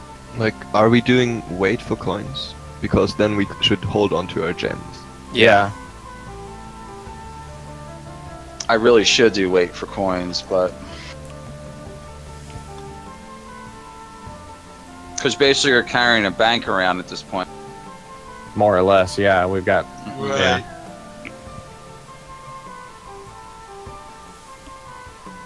Yeah, Another maybe we can reason. trade them in for stuff we need, like healing potions. Yeah, well, Why don't we do this? Let me get gold value that they're willing to give us on all these gems, Mm-hmm. and then maybe what we can do is just work out at the end. We can convert a lot of our coin into gems that we can carry, so that it will be lighter. Does that make sense? It's up to you. well, let's sell everything that we need to sell, keep the gems, but purchase the supplies we need, and then convert, if we have a large sum of gold left, convert that to gems. Well, that's what we're down to is gems and gold, and we do have a large sum of gold, silver. Yeah, gold and silver to convert. So let's if anybody else wants to barter stuff they're holding on to, let's get that done, and then we can do the purchasing. Can I real? Sorry, go ahead. Go ahead. Oh no, I was just gonna say real quick. I have 3 sets of gems that I'd like to go through, real quick, just to find out what they're worth. Mm-hmm. We have 12 sapphires. They're worth about 100 gold each. Okay, and 3 large rubies. Those are worth a lot. Like 500 each. God damn. That's what the merchants are telling you. Right. And 2 large sapphires. Same thing. 500 each. Okay. Mm-hmm. And then I think each one of us is actually carrying a large emerald. Yeah. Each Yeah, party those- member, that is. Those emeralds are rare. They're worth about 1,000 gold. Okay. Florence will gem. take a note of it. To like a gem collector or something. Emerald. You might And- not get 1,000 from these little shysters, but Arcanesis but at least we have a value. Be able to, or Arcanius might actually be able to like enhance the gems further, since he's a gem collector. yeah, he's from a gem guild. He should be the one you're talking to. These guys know about gems and such like. I don't see Arcanius here. He's in the tavern, as far as I'm in I know. the tavern. I'm in the tavern drinking. Why are you What? there instead of not with your party? Well, couple I know why, reasons. but did they know? Well, the party just took off, and I had no interest in weapons, so I'm just sitting there drinking and Hop down one channel with All right. me. Also, I keep disconnecting.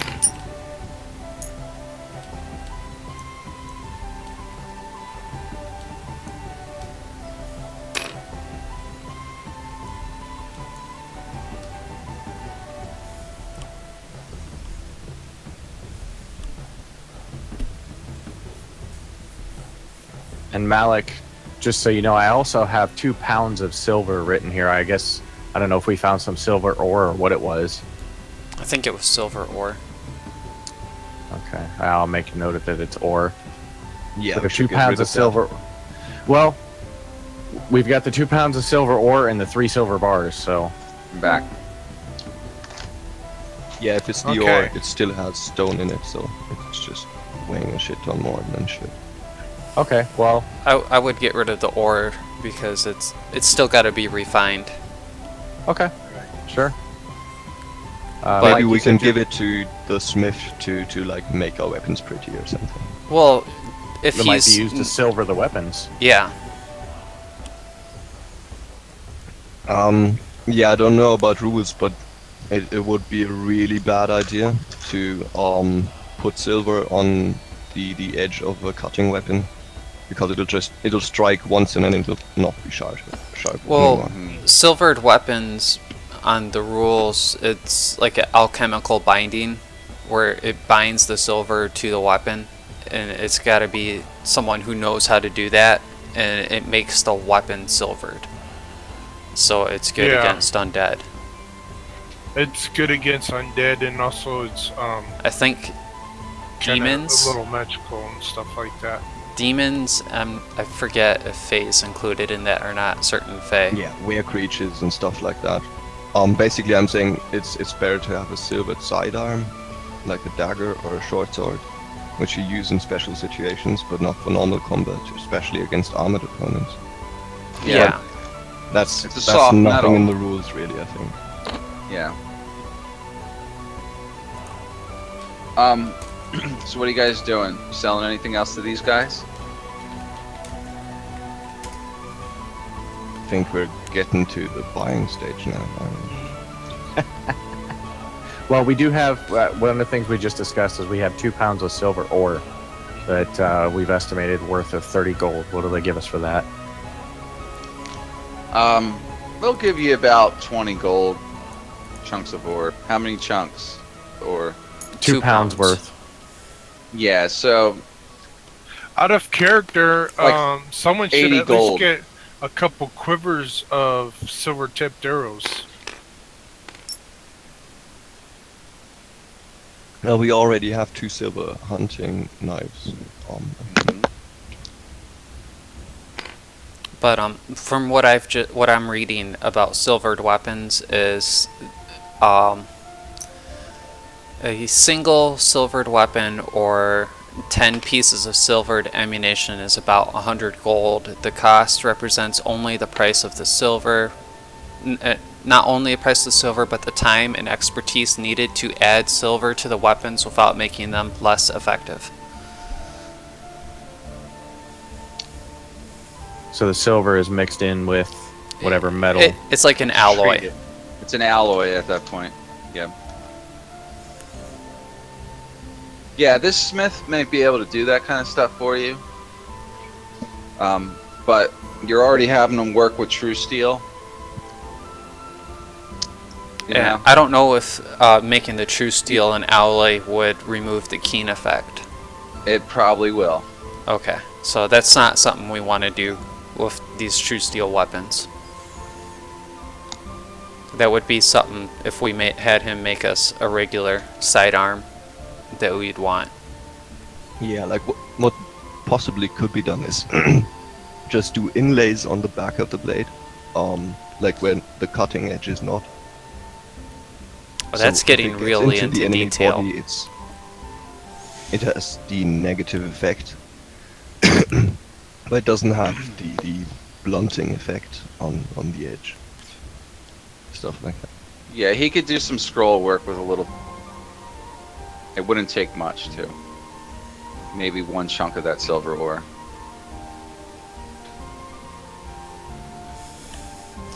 Alright, are you done bartering, Ferris?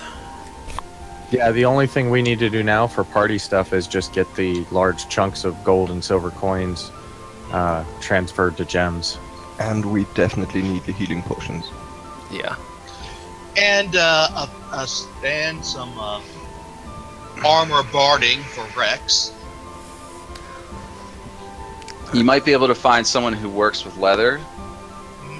I don't know if he can really be Plated. equipped with heavy armor. Yeah. You know, I think I it'd might be- not allow that this early on for him either, because he's sort of like an NPC. He's not like a real party member. You know, he's like someone's pet basically. Yeah.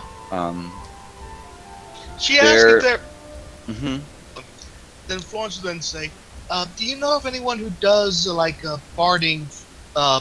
barding for such a mastiff? I heard that there's some people." Oh, you got yourself a mastiff, huh? Mhm. Well, there's some kooky engineers on the other side of town who work with like those kind of trappings, and it's very complicated from what I understand. You might want to talk to them. I don't know. Sure thing. Sure thing. Alright, so Malik turns to the merchant and he pulls out his great sword and he says, "What would you What would you give for this? Your regular greatsword? Yeah, just the regular greatsword.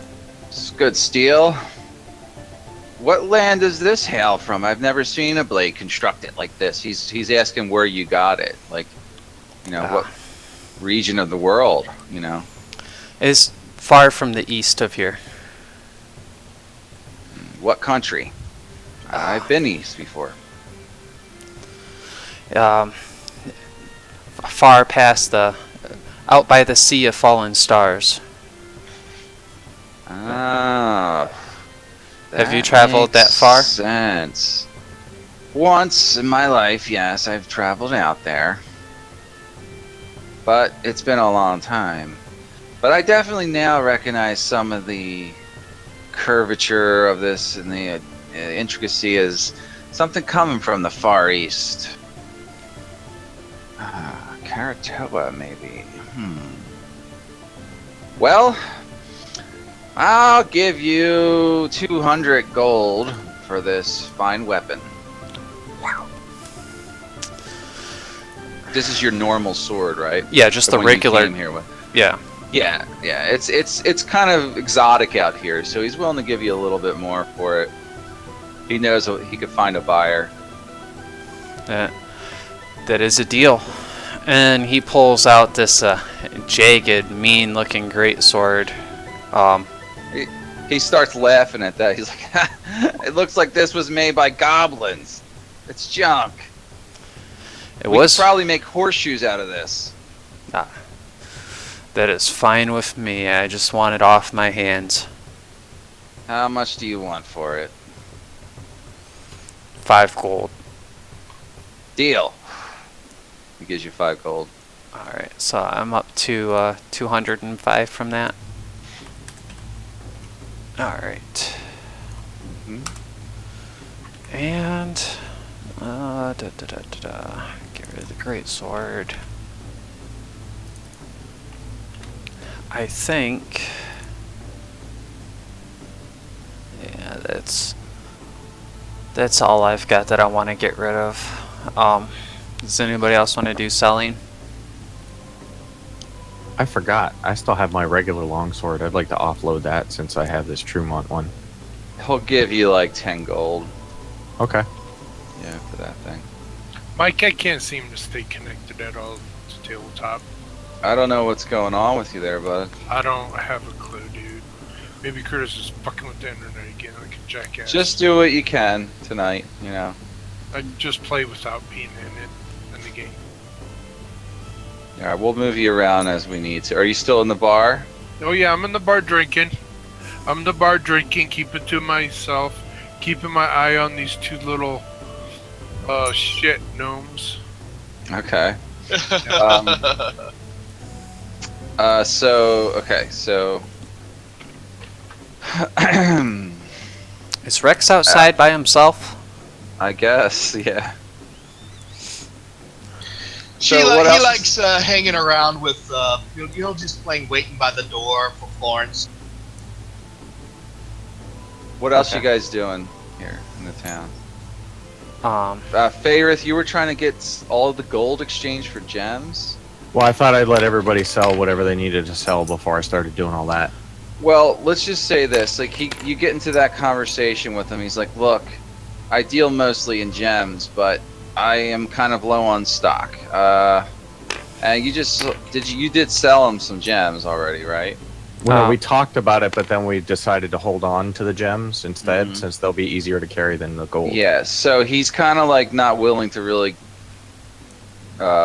gems. Like, how much gold are we talking about? Because you guys have a lot, right? Yeah, we maybe have almost 1,700 silver and almost 1,300 gold. Yeah, that's a lot. yeah, Julian chimes in and says, maybe you have something more useful for us. Potions, scrolls, these kind of things. He's like, well, I deal mostly in gems, but my cousin, and that's this guy. He's like, hello, how are you? And he's like, what do you need? Well, and we can talk to this merchant, and then there might be other merchants we can also speak to in town. Yeah. Yeah. So this guy, he's kind of like, I sell all the kind of things that you would need for traveling. I sell you the pubis of wizard, and I sell you the gypsy's tail, and I will sell you whatever you need for good luck. How's that sound? Well, that You just sounds give me nice, some money. but we need healing potions. Oh. So you want the urine of buzzard? That's what you want from me, eh? I want something that works. Okay. And he pulls out some healing potions of various types. Like, he lays them all out on the table. He's like, these are good. These cost 50 gold. To you, each, they do good healing. They make your stomach nice and digestive. He's like showing you all this stuff, and you're like, I don't know about this. You make Let's look around and maybe we can come back. you make a little bit of an insight, and you're not sure what these things are. This bottled luck that he's selling. He's like, I'll give you 5 potions for 1,000 gold. How's that sound? Malik We just could kind of close this deal. snorts and walks out of the building at that point. You might want to I work on know your my counter. price. 750 gold for you. Where are you going? Oh, brother. 500 gold for all the potions. He's got 10 potions there. He'll sell them for 500. You're not sure what they do. Not sure what they do. He called it We'll buzzard come back to urine. you. I got an idea what they're gonna do, and they're not gonna be healing. Well, maybe where he's from, that's what they call it. You don't know. So he's like, Fungul, you. You leave. Alright, so you left that place. So where are you going now? Well, I do want to talk to the smith real quick. He's like, I'm busy. What do you want? well, somebody had suggested we get some arrows, some silver-tipped arrows. Fine. Just leave the silver over there. He points to the table. He's Okay. like, I'll tell you how much I'm going to charge you later. I'm busy. He's like reading the book and smashing on shit. Right, yeah. I'll leave one of the bars of silver there. Okay. That should be more than enough. Mm-hmm. All right. Okay. Alright. He gets back to work after that. Malik approaches this female gnome over here. She's like, "Who are you? Who are you?" He pulls off his helmet and straps it to his bag, trying to seem less intimidating, and he says to her, "Good afternoon, my She, lady." like, she can't sit still. She's like constantly looking around. Are you all right? Maybe. I don't know what's going on. There's something wrong here. And she points over in the corner at the blood on the ground. And Malik is on top of that, like a dog in the races. What happened here? I don't know. I came up from the river and I just noticed it right here. Something bad happened here. Stranger danger. Malik lets out a loud whistle to alert the rest of the party to get over there right away. Florence does, followed by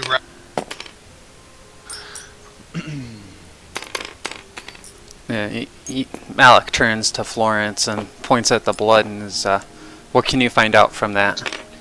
She wastes no time. She starts investigating.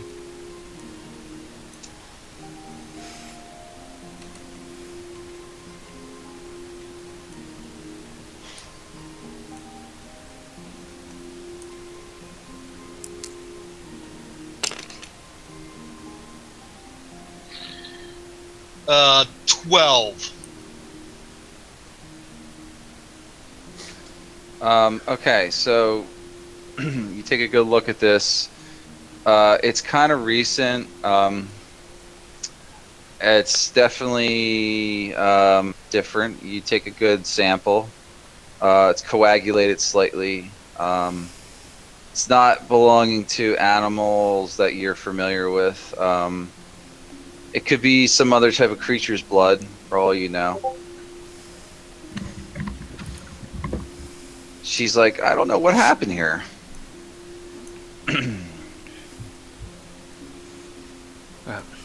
Please calm yourself. Now tell me exactly what happened when you found this, leading up to finding this. Nothing. I was down by the river and I came up. Did you hear anything strange? No. Did you see anything strange? No. Was that there before you went to the river? No. Oh yeah. Florence would then look around the vicinity to see if she can find other clues. I'll be doing a perception check. Okay, so make the check.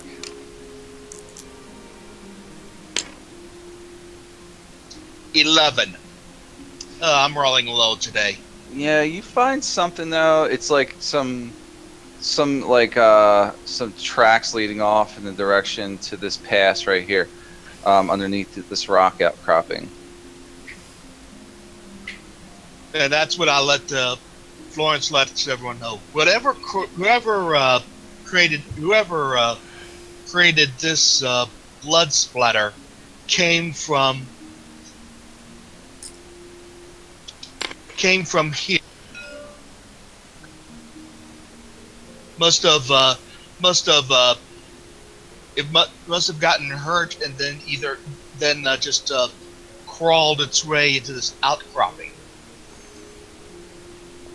Julian, you are much more skilled at this than I. Can you lead the way tracking whatever it was?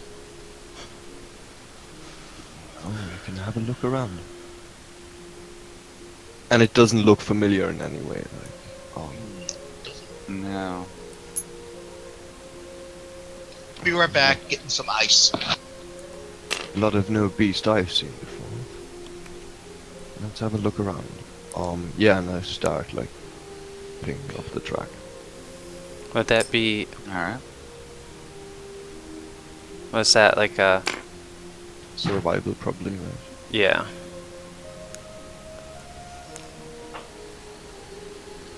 So you make a survival check. Yeah, I can do perception too if you want to. You can make a perception check as well. Like it's the same bonus. So you're checking it out, and Yeah, what do you get? That's a 21.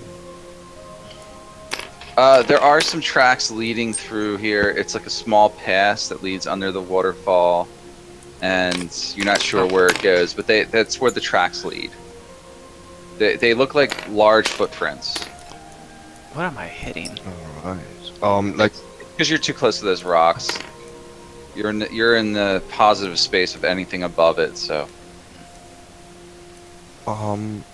when I recognize the footprints, do I get any inkling of what that was? Like ogre or... You think it may be something like a creature that size, yeah. That's tall. Big as an ogre. Gemma comes over, she's like, that leads to the old ruins. The old... Yeah. I don't go there. What kind of ruins? No, they say it used to belong to someone, I guess, bad people or something, long ago. Malik turns to Gemma. Have you alerted the city watch? No, you're the first person I saw.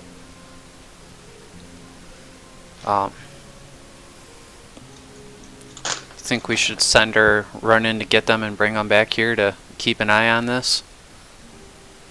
I don't think it's safe to leave this unwatched. Yes. And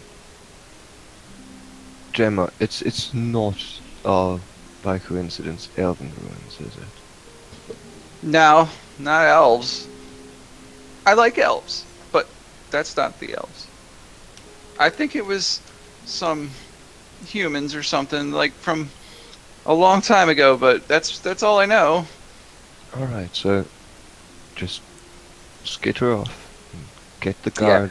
And this maybe would someone be- who can tell us This more. is much closer than those elven ruins on your map. This is not. Yeah. So she's like, I think I better tell the mayor. We're standing watch here. Okay. Bring She the- runs off and runs into the mayor's office. You're waiting there for a while.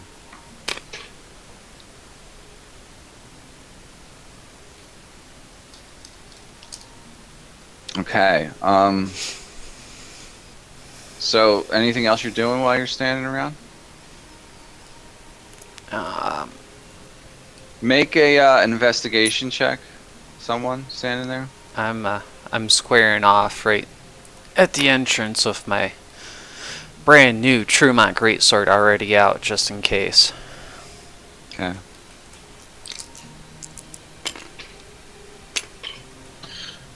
Finally, I rolled a 15 for investigation.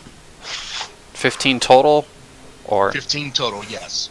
So you're investigating some of the rock nearby. Yeah. And you kick this one stone, and it rolls forward, and then it rolls backwards after you kicked it, and goes back, and it like rolls back to the place it was starting at.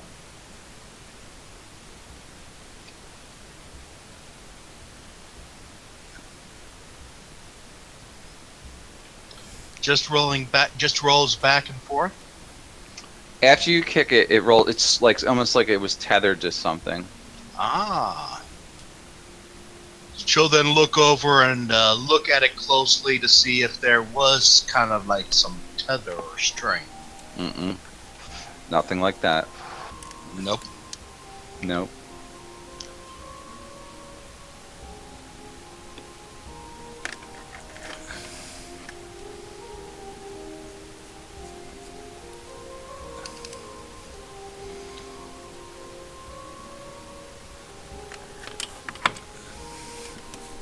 This is. come on, guys, someone say something. This is not my guy's area of expertise. He's just Malik Who is just wants to kind of. pick up this? Who wants to pick up this rock? Are you asking me to pick it up, or are you just throwing the idea out there? She just throws the idea out. Well, Malik will step up to it with his sword and kind of nudge it. It moves, and then it moves back to where it was. And he didn't see anything attached to the rock. It just moved on its No. own. Just other rocks that are lying nearby it What that look exactly like that rock. was there Yeah, any just the same thing. any pull on his sword, like magnetic or anything like No. that? Nope. All right. Well, he just bends over and grabs the rock. Then Okay. The rock. What do you do with it? I just take it a ways a little bit and set it down, kind of curious of what it'll do. So you set it down where? Like it's over here. Yeah, somewhere over there. I set it down over here to see if it'll roll back.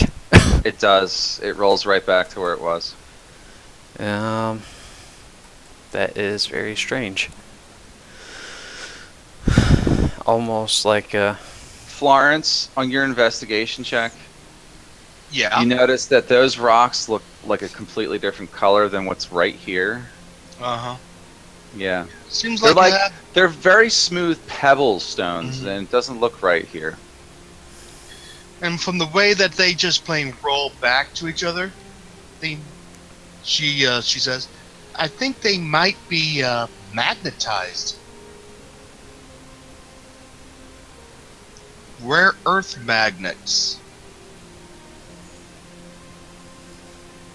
And to illustrate it, she takes a little object, probably her rapier, picks up one of the rocks, and tries and puts the rock next to rapier to see if it can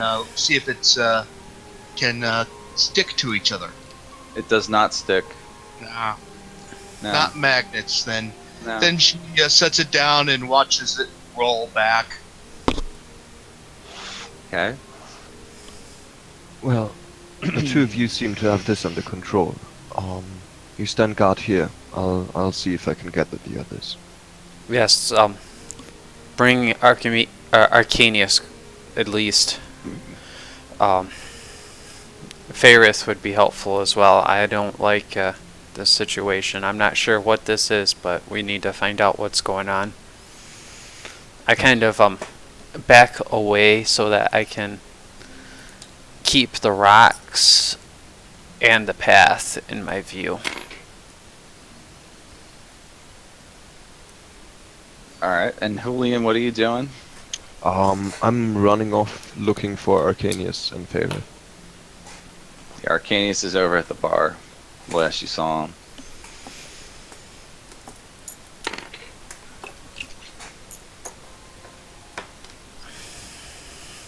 Do I see Faerith when I run past the bridge? Mm-hmm. Yeah, you see him down there. Yeah, so I'm just pointing to where I come from. Faerith? Huh? Looks like trouble. The others are back there. I'm gonna get Arcanius. Okay. I'm gonna take off my headset for a second. I need to flip on the lights. So you're going back to the bar to get Arcanius?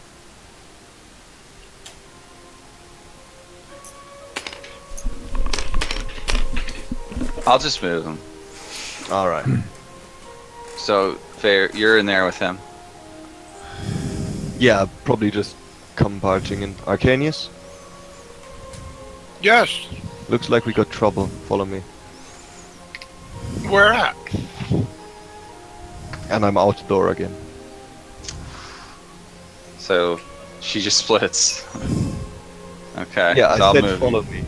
So. Yeah. Do you follow her? I follow her, keeping my eyes peeled around corners and Okay. behind my head. She points out this blood on the ground to you.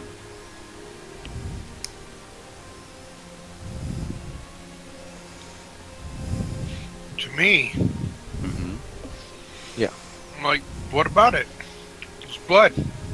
Well, it's not human, it's not any animal I know. And there's giant footprints. Big as an ogre, I would guess.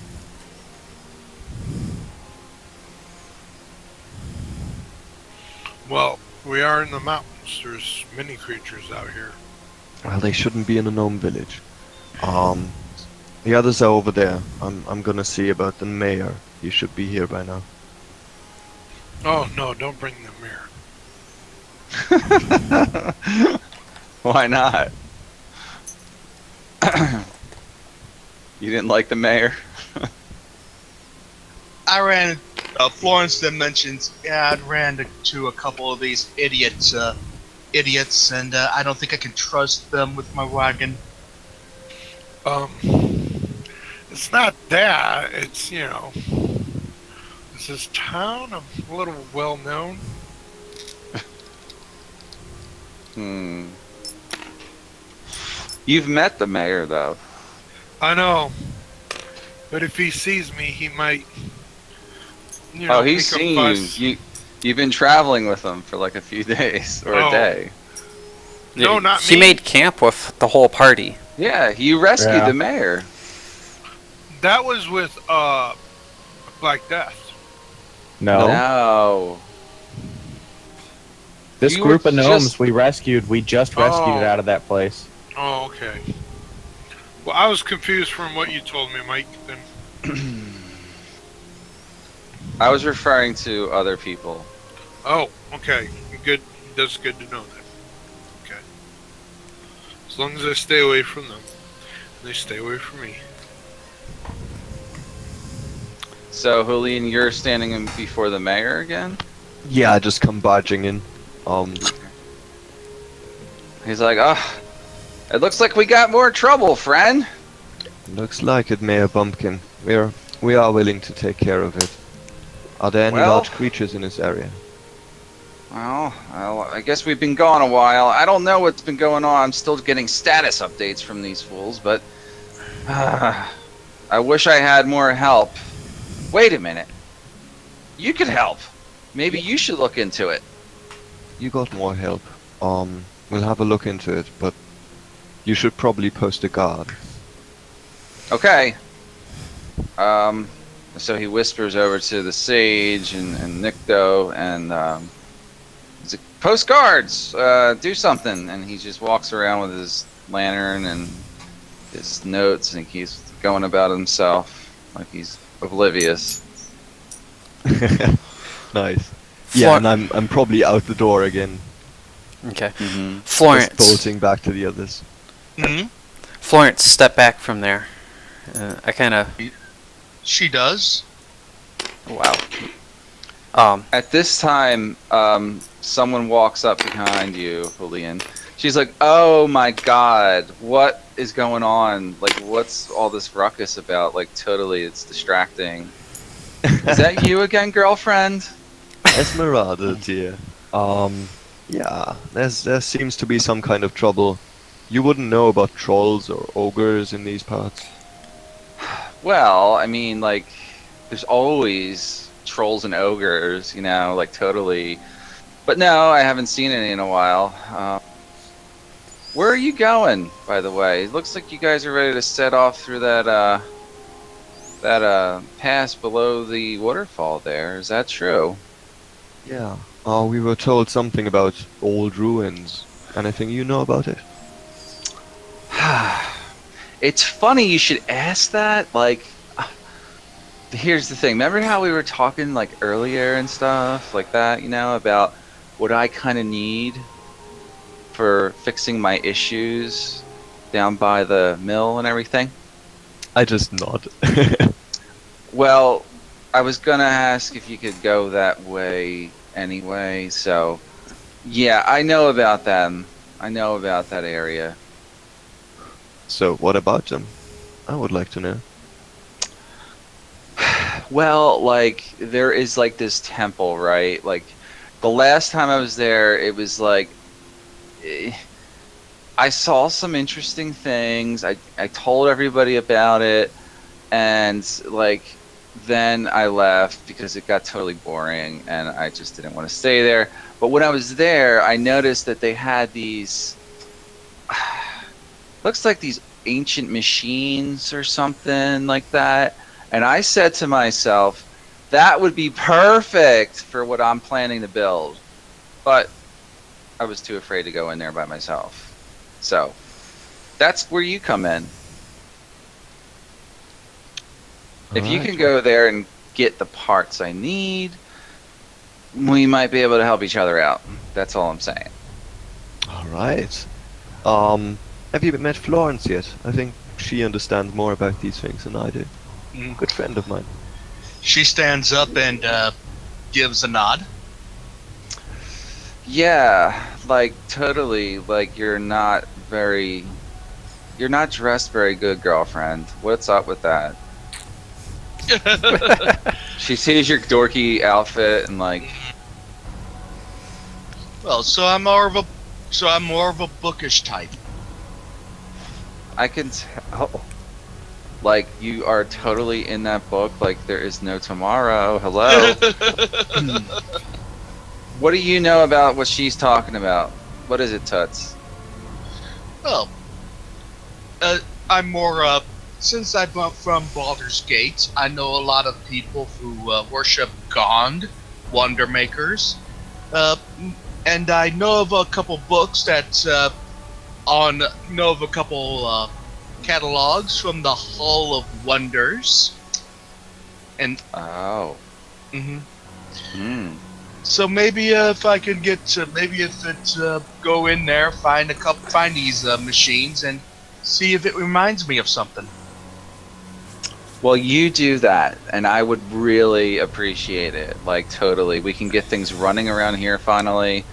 This guy, and she points over at the Smith, never helps me. He's like, shut up! I'm busy. Yeah, I know. Yeah, she's just kind of like, This is why I need you guys, because I can't find the parts that I need, or he can't make them.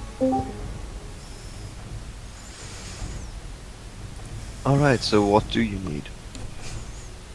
As many gears and cogs as you can find, and I can make something out of them.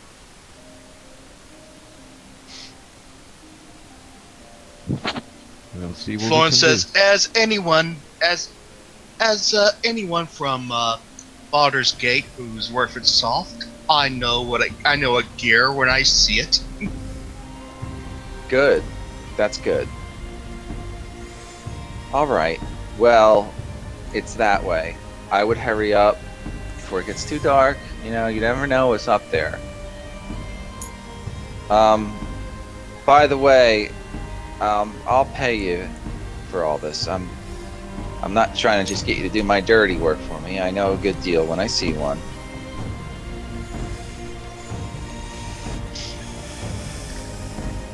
Before we do, there's something I need to ask. You know of anyone there who's trustworthy enough to fetch a wagon for me? Here in town? No, not a wagon. It's about It's about 2 miles away. Oh, it's more than 2 miles, David. It's about like 2.5 days, maybe 3 days travel. 2.5 days travel. 3 days, more like. Yeah. Yeah. Maybe it's something that would be better off suited for with downtime, maybe. If you're using that mechanic. Not really. We're not using downtime. Mm-hmm. Because this is like a minute by minute thing with you guys. Alright, no biggie. Yeah. I'm not using downtime. I mean, I guess in a way we could, if you guys say, yeah, we stay here for a week, that's downtime. But I would just give that shit to you anyway. It doesn't really I was matter. going to see if we could stay here for something like a week or so at some point anyway. You can. It's up Probably to you guys. can after this little chapter. Yeah. alright. Yeah, let's deal with this and then we'll stay here for a week. Yeah, if we want to give the people in the Elven Ruins a week to get nervous. Yeah, right. Malik calls out to Archimedes, come here. I want you to try something for me. You mean Arcanies? Arcanius, I'm sorry. Can you blast those rocks for me? And I kind of have everyone step back a little ways.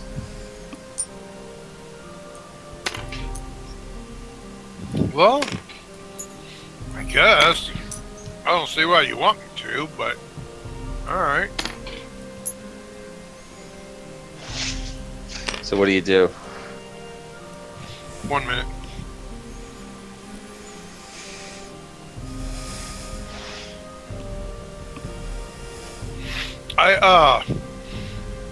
I speak in an infernal, and I raise my hand, and 2 crackling beams of energy shoot up.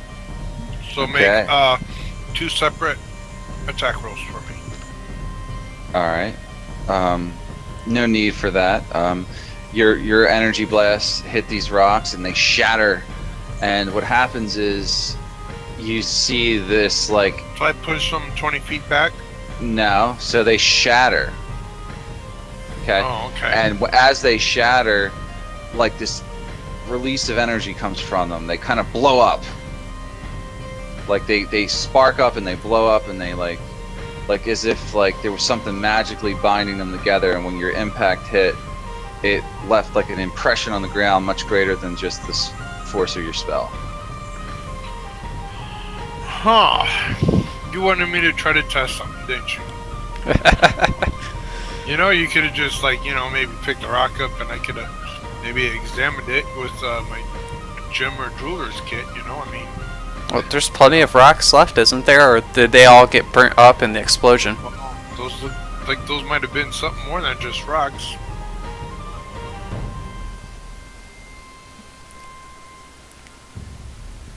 Mike, is there any rocks left, or is it all burnt Yeah, up in the explosion? There's a few laying there that he didn't hit. Well, have at it then. There's- Do you want to search any of them or inspect them, Arcanius? I'm gonna use my my tools and inspect this. I believe since I'm using my tools, that gives me advantage. Yeah, sure. Okay, so someone roll 2d20s. I'm doing it. Yeah, I got an 18. Okay.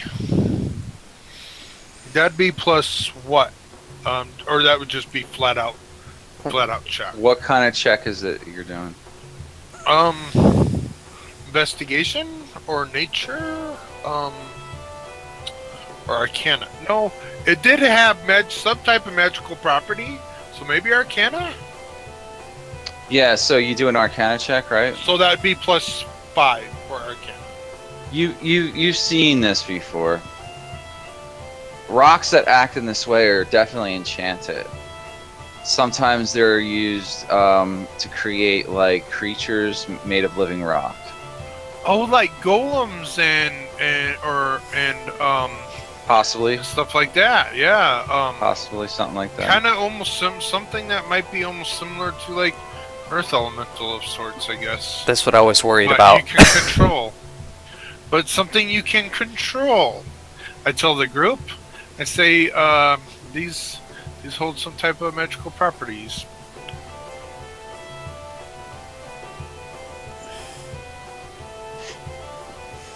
All right. Florence Shall will we take find out one what's of behind them all as a sample.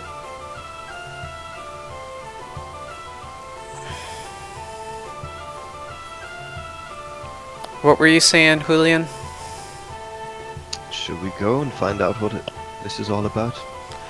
Uh, There's only so much we can. I need some more potions before we head off. I turn to Esmeralda. Is there an alchemist here? Well, yeah, there's like a few of them kind of guys on the other side of town. Yeah, there are. There is, totally. Can you let's see, they're on the other side of town. She points you to the direction. It's down the hill, she says. Okay. I need to step away for a second. They won't stop pounding on my door. Okay. Vince, do you want to try and hop back in? If you guys are going to this new map or this other area? Nah. You should try, because I'm not rolling for you all night. We only got an hour left. We got an hour and 20 minutes.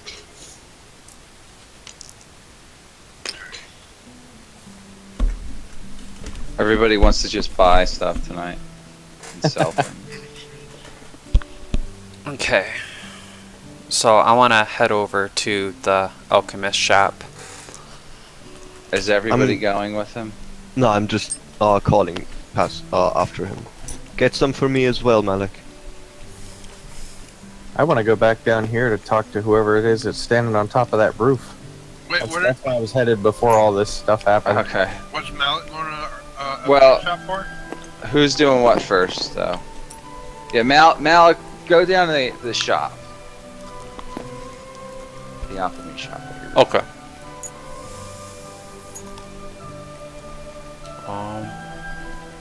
Just put yourself inside. Is this one? Yeah, this is the shop. You recognize one of them as one of the gnomes you saved. And he's like, "Hello there. Good to see you again." Ah, well met, friend. It was good to What can see I you're do well. for you? I need some healing potions. Well, He turns to his friend over there. He's like, "Do we have anything in stock?" And he's like, "Yes. What do you need?" What type of healing potions do you have in stock? We got okay healing potions. Occasionally we run into trouble and we need them, so we brew them here. How many do you have? We probably have about 10 or 20 on hand. They're 50 gold apiece. Do I have access to the guild or the party inventory for this? I Oh, don't yeah, think dude. so. Oh, well, Because okay. he's not there to tell you, you know.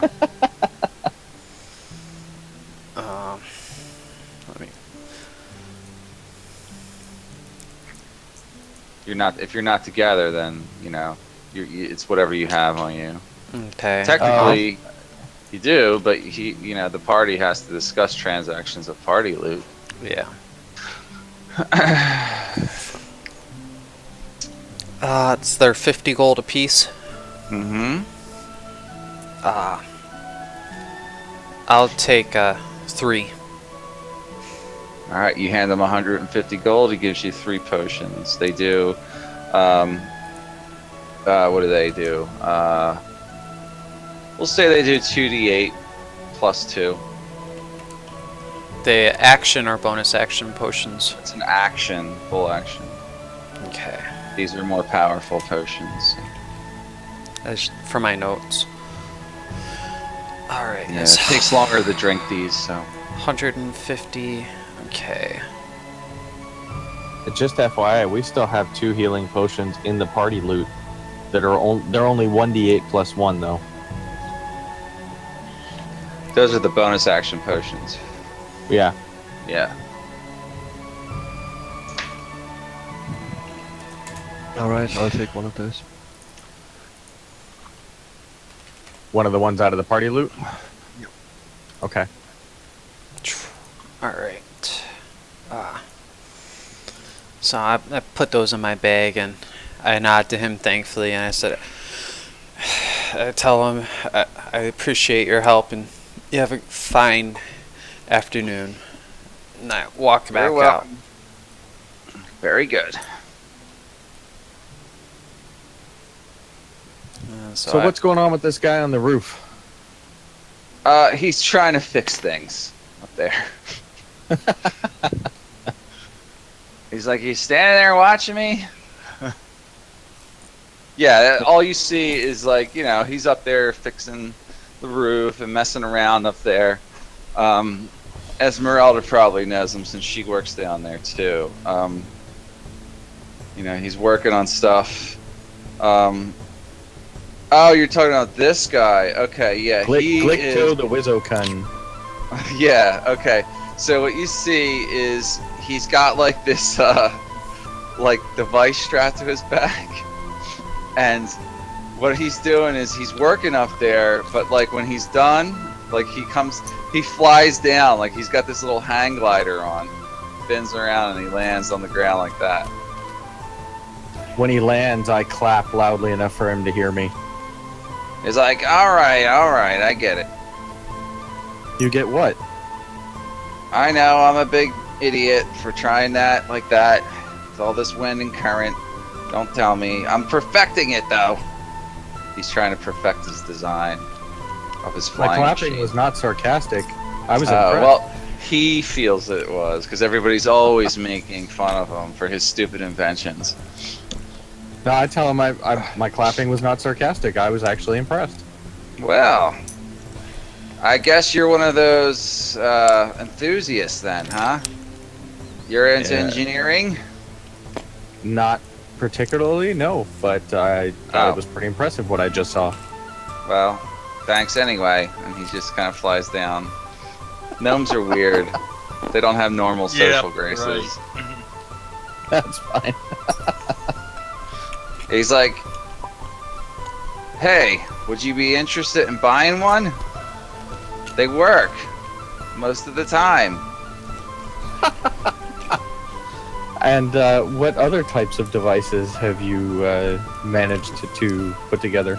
Springing shoes, and he jumps on he's got these springs on his boots and he starts hopping down. and he bounces around, and then like the springs get caught in the stairs, and he just trips and falls all the way down. Oops. Well, that's not how they're supposed to function. I'm working on them too. It's not perfected yet. Do you have any devices that you have perfected?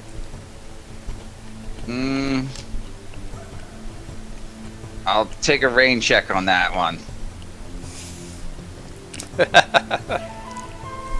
Well, there is this one thing.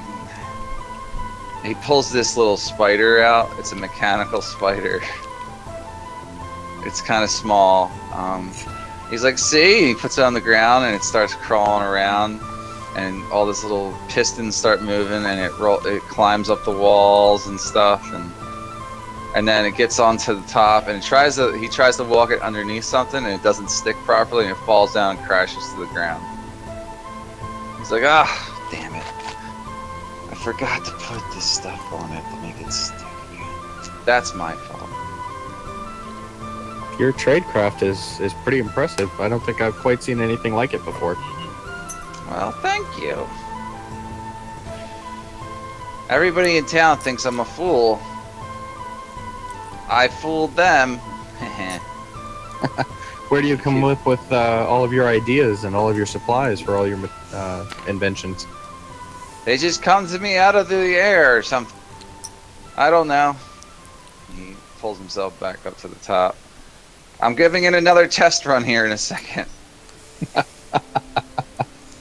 He's like, 1, 2, 3. And he crashes into the river. Oh, His brother. device, his thing gets totally wrecked this time.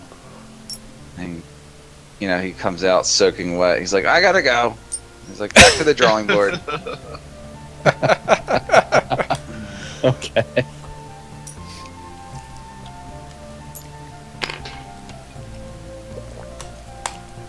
So, where are those guards that were gonna be posted? Yeah, where are they? The gnomes aren't really known for their, I don't know how to say it, but like their sense of urgency is not very high.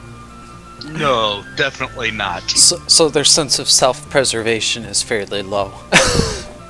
Yeah, they have this false sense of security all the time. Especially this group of gnomes. They're not like, these are probably more like rock gnomes or something, like, not the forest gnome type. Like they build things and tinker all day. Like they don't really do much else than that. So I don't know what you guys are doing. What are you guys up to now? I'm ready to proceed into that ruins when everybody else is ready. I still want to visit the wizard before I leave, but if anybody else has anything to do, I'd let them do that first. No, Julian is eager to leave. So. The wizard? Which wizard? There's a gnome enchanter, a craftsman, Yeah, and an inventor in this store That's area. where he just was, yeah. You can go talk to them. Oh, I want to Yeah. go with them. So before I go in here, something that's kind of been rattling around in the back of my head that I want to ask: are you running Drow differently in this iteration of Forgotten Realms, or do you know much about Drow elves? Yeah, of course. I mean, they're mistrusted by most people. But, certain people are just kind of like, especially with a group of gnomes, they're not going to be a lot different there. These guys see a lot of travelers, and they do a lot of trade with all kinds of people. Plus, you're also known to most of them now. So, Oh, well, the only reason I asked is because so far it hasn't actually been, there hasn't actually been any kind of negative reaction in the campaign. And so I wasn't sure if maybe you were just running things differently, no, and maybe me trying to keep covered up wasn't even necessary.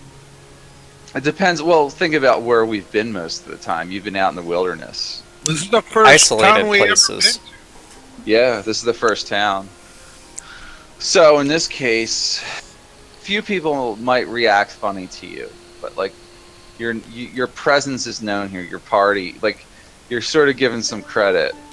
You know, Okay. they're you know, some of them may eye you a little suspicious, but it's not like they're calling for the city guard to come get you and chase you out of town. Yeah. Okay, so I'll head in there, and then basically I'm gonna ask the shopkeepers there what they might have for sale. All sorts of stuff, my friend. What do you need? Well, since Malik is here with me, you mentioned you were looking for healing potions. How many do you think we should pick up for the party? Well, I already picked up 3. They've got 17 left. They're 50 gold each.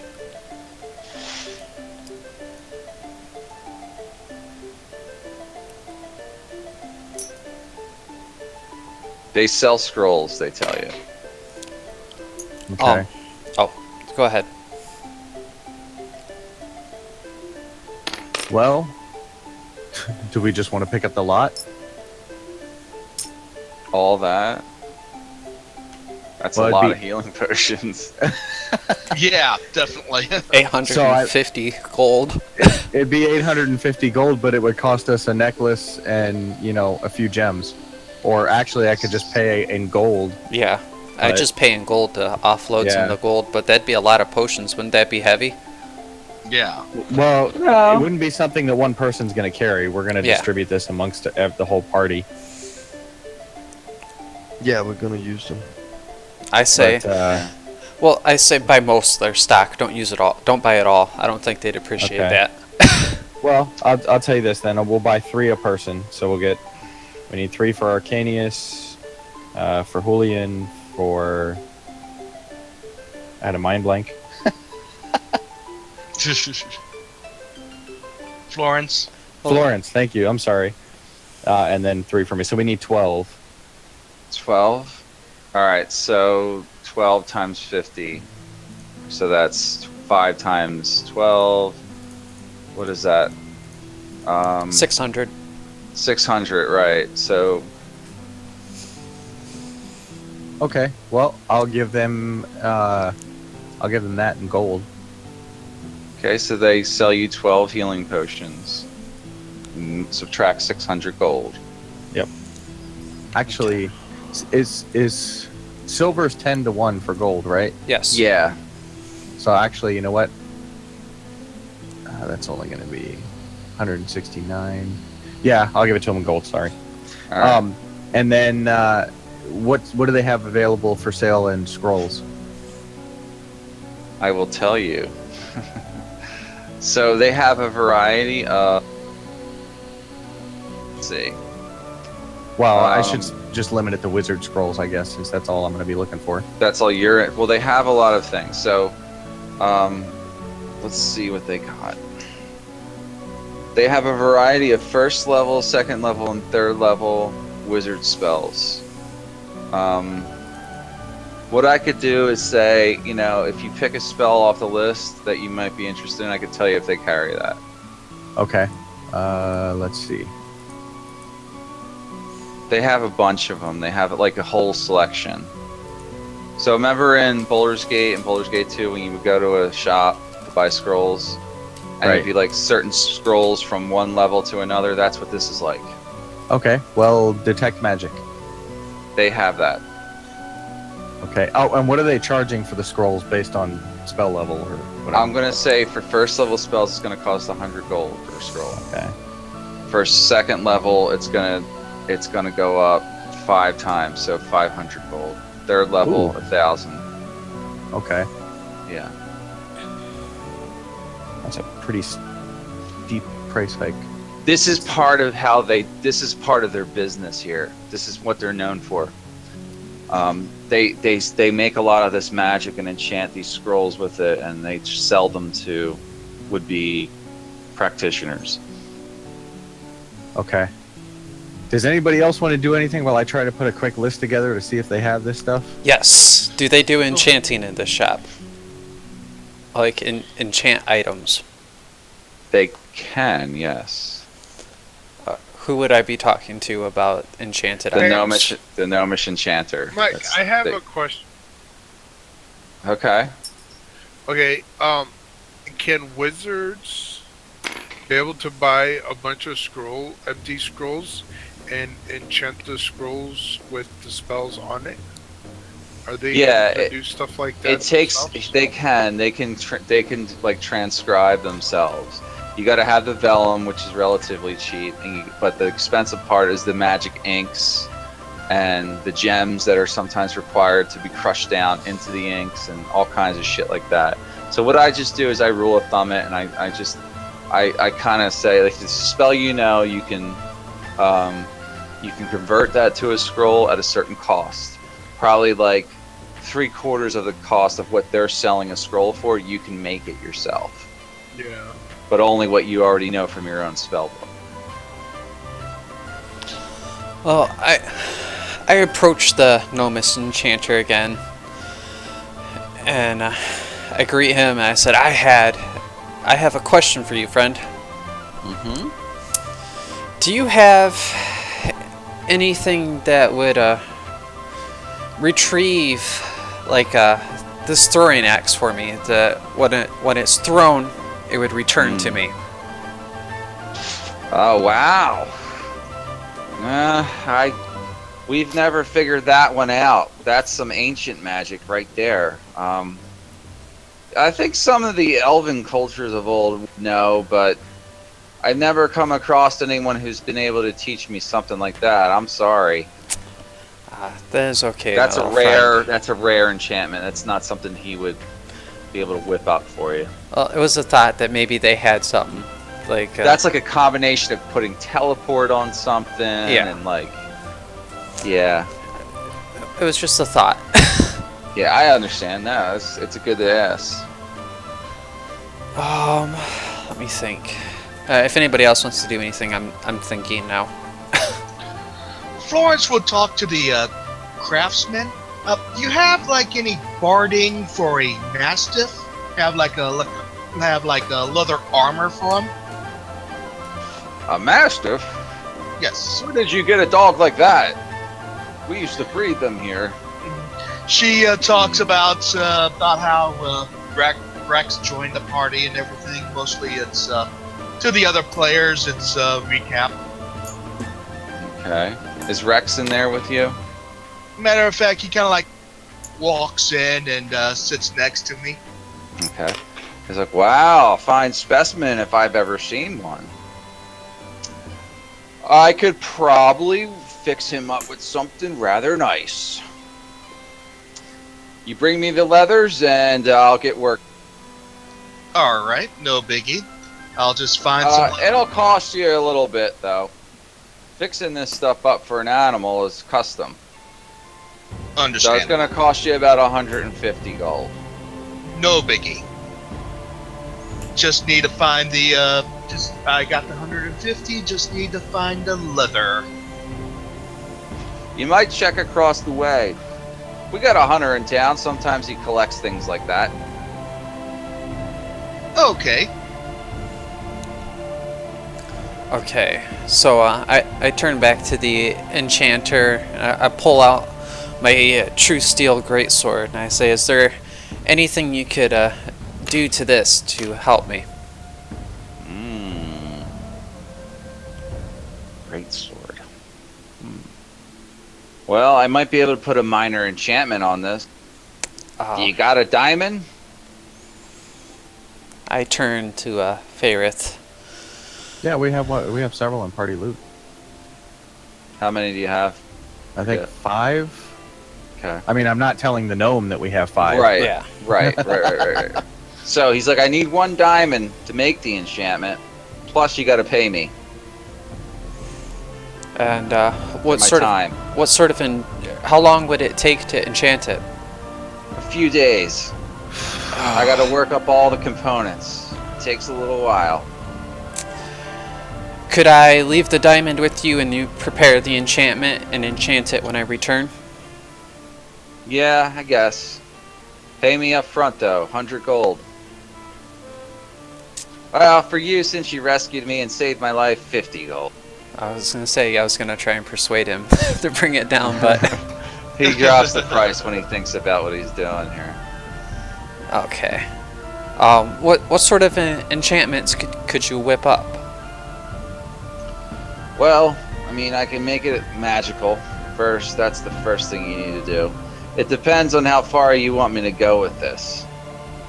If you want anything else done, I might need some more rare gems and some more time. Let's just go with the magical for now. Fair enough. Do you hand him the diamond? Yes, and the 50 gold. Alright. Alright, is that coming out of your guys' party loot? Yeah, the diamond is. The 50 gold can too, sure. I mean, it's. If you don't mind, I'm fine with that. Yeah. Does anybody else have a problem with it? I don't. No, hard-hitting paladin is good to have. Exactly. Okay, so he gives you that story. Florence, the other guy was referring to the guy across the way. He's like a hunter or tracker or something. Okay, is he somewhere here? Oh, Right here. she'll go over to the tracker. Okay. Go speak with him. I'll move you over there. He's like, hello there. Hello, hail there, well met. I was wondering if you have any leathers available to make a armor for a mastiff. I got some good hide, yeah. You got gold. Of course. How much? How much do you need? He whips out like, several different uncured pelts that he's collected. He'll sell. You're probably gonna need about 3 of them. He'll sell Yes. each one of them to you for like 25 gold. 75? That should be enough. Deal. Mhm. And he hands them over. Thank you for your business. You She got then moves up. Then she moves back and says that she got the. She now has the gold and the pelts. Awesome. These'll do. Mm. Alright, so this'll take me a few days to craft all this stuff. About a week. What was I'm the? gonna have to get his what- dimensions first. Was the barding that should be probably coming out of party loot as well? Yeah. You said 75 gold for that? Yeah. Okay. And then he's gonna charge you 100 gold for the labor on this. Since you provided him the materials. So it's 175 or? Yeah. For that total. whole thing, you're gonna hand over 175. Right. Okay. Okay. Yeah.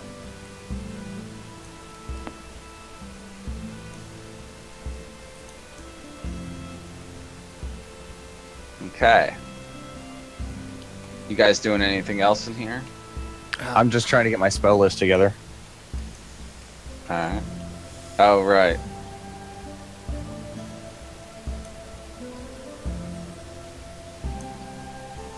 Since I basically wiped out your gold already, didn't I? Like with all We these have about expensive- 462 gold left, and we still have all the silver left as well, Right. Yeah. which only works out to about another 170 silver, or Mhm. 170 gold. 70 gold. Yeah. Well, since I'm finished here, I'm gonna head back to that entrance where Julian and the rest and Arcanius are waiting. Okay. Yeah, you can see her like pacing this way and that way and kind of eager to get going. They should be by shortly, Julian. I'm prepared to leave as soon as the rest of the party arrives. Let's hope so. We don't know who was bleeding over there. Or what. And why it was in the village. Definitely. Okay, I have a list of things I'd like to see if they have. Okay. What are they? We'll start with the level 1 spell. So you said you already said they had detect magic. What about hideous laughter or ice knife? They have hideous laughter. Man, Ice Knife is a level 1 spell? I thought it was, unless I. No. It's Did not. I go to? Oh, That's did a I go higher to? level spell. Let's see. Yeah, that's a way higher. I might have slid. No, it says. Oh, well, you know what? I'm looking under D&D Beyond. Let me look in the player's handbook. Maybe they screwed It it up. says it's level 1 in the dndspells.com. Yeah, it's Yeah. normally a druid spell. It must be an Druid. expanded spell then. Druid, sorcerer, wizard. Let me check D&D Beyond too then. Page Yeah, I was 19 only searching under wizard spells, so that's where it showed up. Okay. Page 19 from EE Player Companion. Right, so it's from the Sword Coast Adventurer's Guide, right? Oh no, wait, what is it from? It says page 19 from EE Player Companion. That says, I guess EE is expanded something, or I'm not sure what the EE stands for, but yeah, I don't know either. Yeah, it doesn't actually show up in the player's handbook that I have here. It's Conjuration. Well, if they got it on D&D Beyond, it's a legitimate spell, so create a shard of ice and fling it. Does 1d10 piercing, hit or miss. The shard then explodes. The target and each creature within 5 feet of the point where the ice exploded must succeed on a dex save or take another 2d6 cold damage. That's a Yeah. good spell for first level. Jesus. I used that a few times on Archnesis. Yeah, so yeah, sure, they could say they have that. Okay, I will for sure be buying all 3 of their first level spells. Then second level, this is where things are going to start getting tricky. Invisibility. I knew you were going to ask me about that. That's the one I don't want you to have, but That's fine if they don't have it. That's cool. they do because they're gnomes. They have it. Okay. Mirror Yeah. image. Sure, they have that. They have some Spider- illusions. Anything in the Okay. illusion school, they're gonna have. They're gonna have. Okay. Spider climb Sure, and they web. have that. They have web. Okay. And then to see what they have for third level, you're going to love the first request. Counterspell. No, Okay. that Dispel- spell's not allowed. Dispel magic. No, they don't have. They have that. Yeah, Okay. Fly.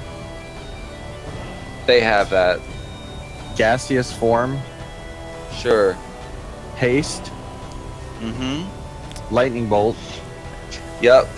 And melts minute meteors. Yeah, sure. They got that. Okay, now I got to figure out how much I That's can gonna afford be to buy. very expensive. All those third level spells cost 1,000. I know. I'm probably only going to maybe buy 1 third level spell and 1 or 2 second, but I was looking to see what they had so I knew what my choices were.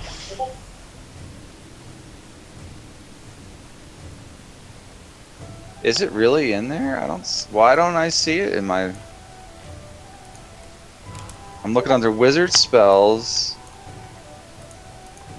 Is it a druid spell though? It is a druid spell. That's why you can't get it. I no, it's right there. It says wizard spells level Yeah. 1 ice knife.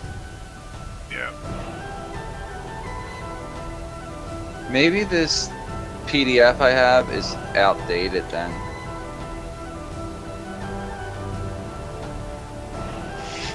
It looks just like the one I have as a hard copy though. That's the weird thing. Does the player's handbook ever have like reviews that come out? Do they ever do that? Like, Here, let me I don't really care as long as it's legit. Like, There is the Elemental Evil supplement. it must be in a different thing. Yeah, it's in the Yeah. supplement. That would That's make what it sense. says. EE, right? Yeah. Yeah, Yeah. it's from. Yeah, that's in the supplement, which I don't have access to. But yeah, they can have that. It's fine. I don't mind. I like to see different spells, you know. That's the player's handbook compendium. Okay, that's why I'm not seeing it. Okay. oh, player's companion, elemental evil. Oh, it is elemental evil. Yes. I didn't write that down in the table. That's something I should mark in my book in its name that it's elemental evil.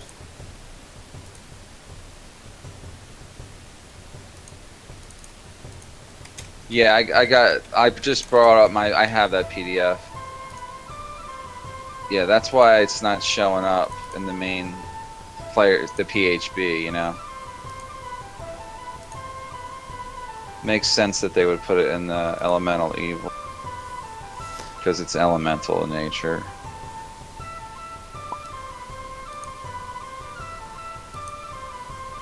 Alright, so Fairith, what are you going with?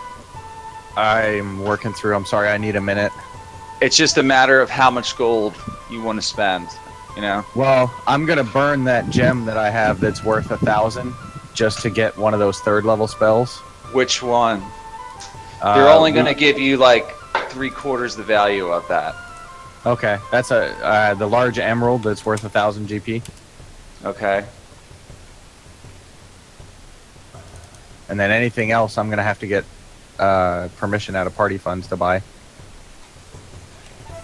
Right, that large emerald was your emerald, right? That was your Yep. personal one? Okay. Yep. Okay. So you can get 750 for the emerald, and Okay. like you're gonna have to get the remainder, you know, Out of party. Gotcha. out of party, the 250, yeah. Or sell straight barter something else worth the same amount, yeah. Right. Can you link me the regular Player's Companion Handbook? I don't have that. I just got the Elemental Evil. You don't even have the player's handbook? That is the No, the companion. The Player's that Handbook is companion. the regular companion. Oh, That is. that is? Yeah. Yeah. Yeah, that's the companion, yeah. You should Yeah. have all 3 of them. Yeah, because, I've like, got all 3. Sword Coast Adventurer's Guide, Yep. the Elemental. What's the 3rd one? Player's called? I forget. Player's Handbook, Companion, Elemental Evil, and Sword Coast Adventurer's Guide. Oh.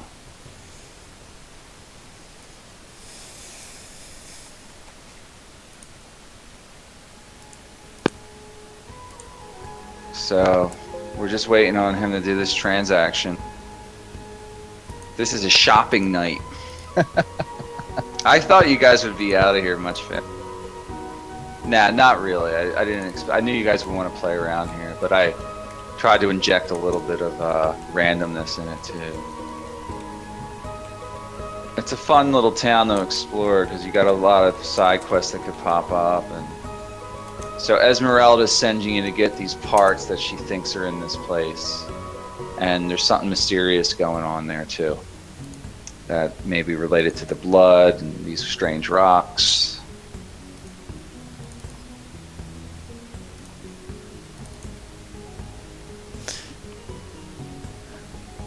You doing all the math?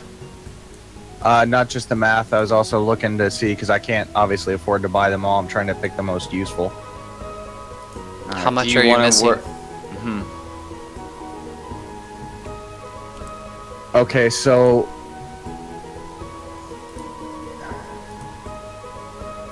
we have several other items in party that could be used to barter. Such as? What I'm thinking is getting the Melf's Minute Meteors, which is a 3rd level spell, Right. and I'll be able to launch meteors at different places.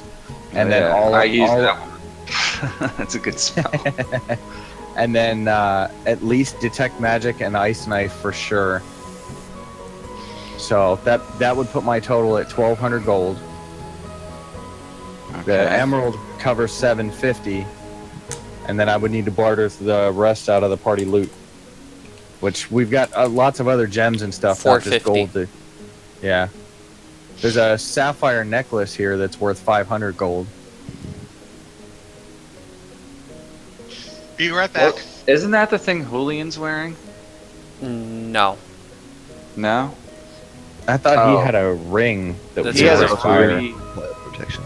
Oh, it was Yeah, a some kind of ring, ruby or yeah. Okay. Yeah, this sapphire necklace was non-magical as far as we knew. It was just a Right. neck- It's just cosmetic in nature. Right. yeah. But worth a lot, yeah. Well, whatever you want to trade, as long as you're not trying to. The only thing I'll say is they won't take anything that they wouldn't be interested in. like junk weapons. These guys are not that kind of merchant. They'd definitely be interested in some gems because they can trade or sell them themselves or use them in enchantments and stuff. So anything along them lines, they'd be willing to trade with you guys. Yeah, I mean, detect magic isn't absolutely necessary. It'd be a nice thing to have, but it isn't absolutely necessary. Ice knife would definitely be good for me to be a little more offensive. Does anyone else in the party already know detect magic? See, That honestly, He's he's been really holding back. he really doesn't need detect magic. Why? Out of character, because that's an evocation where I'm going to be able to cast that at will at any unlimited amount of times.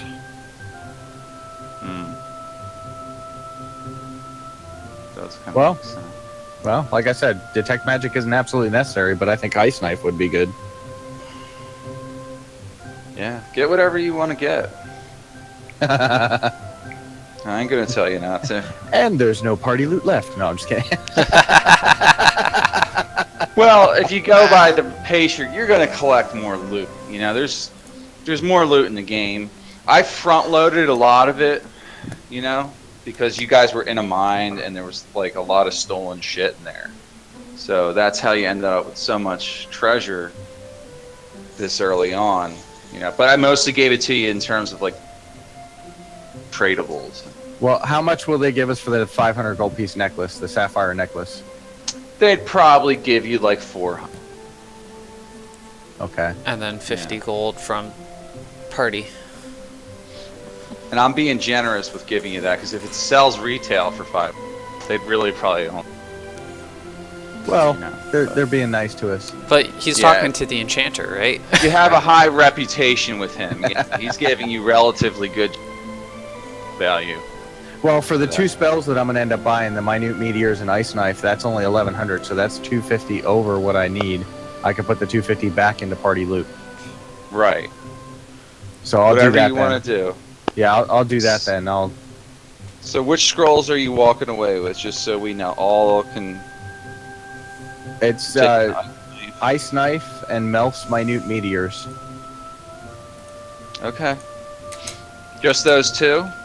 Just those two for now. I mean, I don't really want to just dip way into party loot and start using all party loot. Yeah, because you guys might need them for other things. You're Right. spending this shit like crazy all of a sudden. Well, and now everybody needs to write down 3 of those healing potions on their own character Yes, I already sheets. did that. Yeah, those were the was it 1d8? 2d8. 2d8 plus 2. 2d8 plus 2, okay. Yeah. I've got a kind of out of character question. If I pour the potion into the goblet and drink it, do I get healed for both the potion and the goblet? I'm going to say you can't combine effects on that. No. That'd be like fully healing you, probably. Yeah, just Roll about good. 4d8 plus 6. Nah. Yeah, or you can't might do have that. to use 2 actions to use it, or something like that. Yeah, if you had Or 2 it'll full prob- actions, like if you were hasted, then you could use both your actions. That's true. But on one or action, it would no. or it might heal you, but then give you kind of like a wild, probably the worst caffeine buzz you would ever think. Yeah. I was gonna say like indigestion or something. But Like the world will just plain slow down for you, or Like a haste or effect. you will, or it'll have like a psilocybin effect. You know, you can see smells and taste colors. See, Yes. It's, I see sounds, taste, colors, and was it? No, see And all sounds. Taste, colors, and all that you will able to perceive is a world full of geometric forms, full of love, kindness, and understanding. Basically incapacitating me for so many turns. Exactly. alright. So what's up? What are we doing now? At this point, I'm good to go. I don't want to take up any more time. So Alright, that so what are you guys heading out? What are you planning on doing? It was 200 gold back for party loot, and 250 back. Yeah. So, I mean, if you guys are looking for totals, I can read off what we have if you want. no, I'm good. Let's roll. Okay.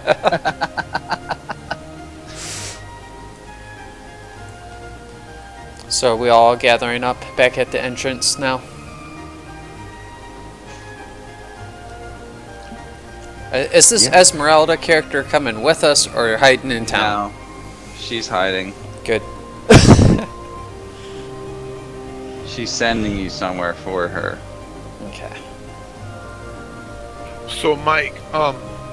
some of those rocks or pebbles that seem Yeah. to be that seem to kind of be somewhat explosive. I'm gonna, grab a few of them.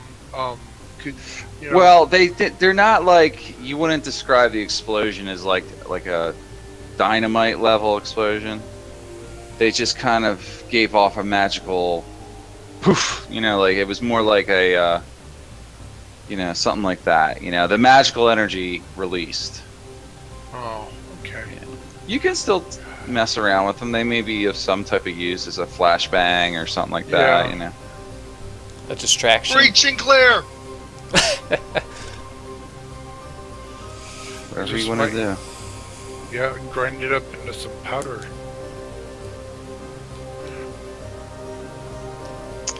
All right. Alright. So you done in there, Fairith? Yeah. Thanks. I appreciate everybody's patience. Sorry. I'm just That's gonna okay. drag you over to the rest of the party then. Yeah. And Julian's impatient. I'm not. I'm quite okay. Like, Yeah. We need. Malik's got his sword out and he's leaning against it, kind of with its point down in the ground,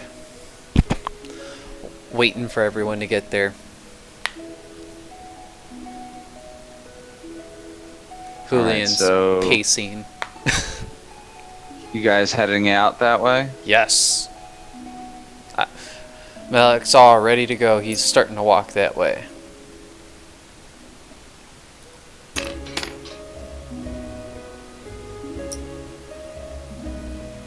All right, let me overwrite save this.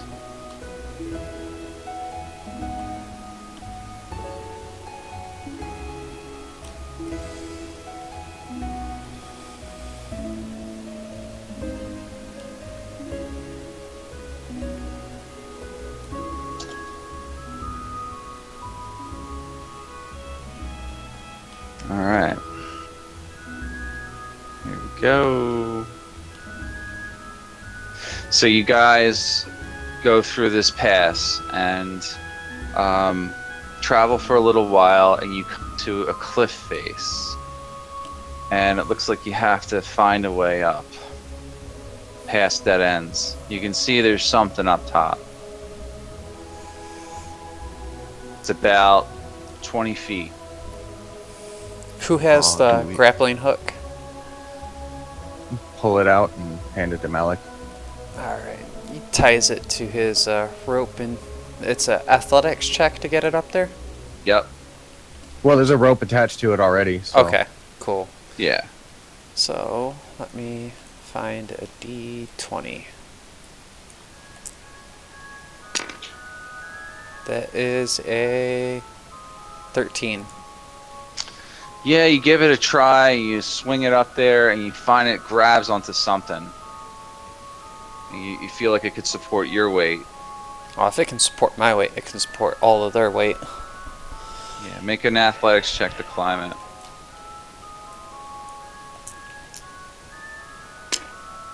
Oh, that is a 26. You get up, no problem. And now you're up there, so hold on. Oh. But once I get up there, I make sure to fasten it good and steady into there.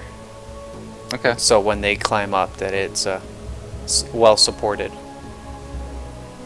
Holy cow! No problem. While we are getting there, do we see any more tracks? Blood? No. Actually, as you're getting there, you see the occasional track, yeah. Sorry. Based on what you knew already. Sorry, this is a slightly smaller table. So we'll say start over here.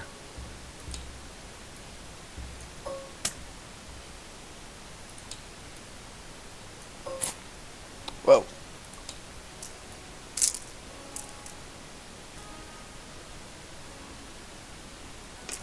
So you see where these pillars are?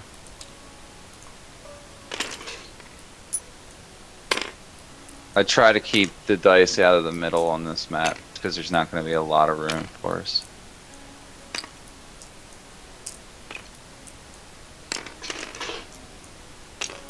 Alright. So Malik, the first thing you see is this looming ahead. There's like this, this I'm pillar sorry. structure Where am I at That's on the map?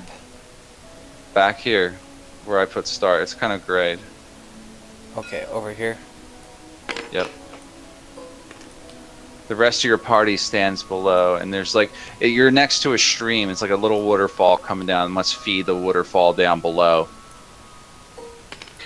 You're getting high into these mountains now.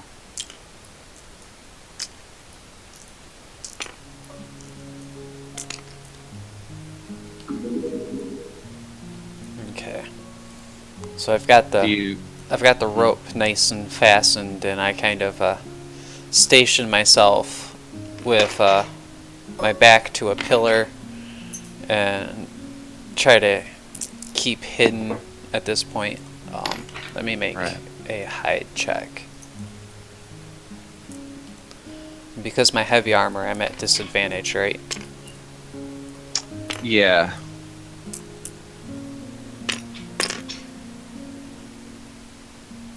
Well, that doesn't really matter. 5.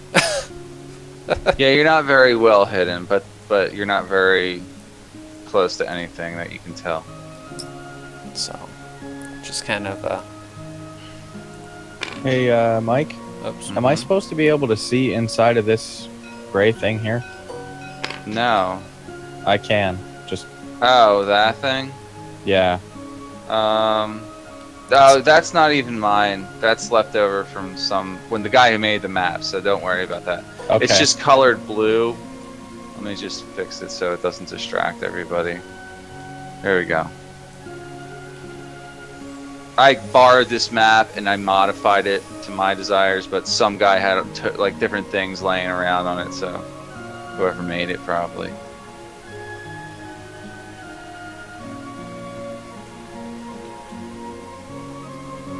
So what are you doing up there, Malik?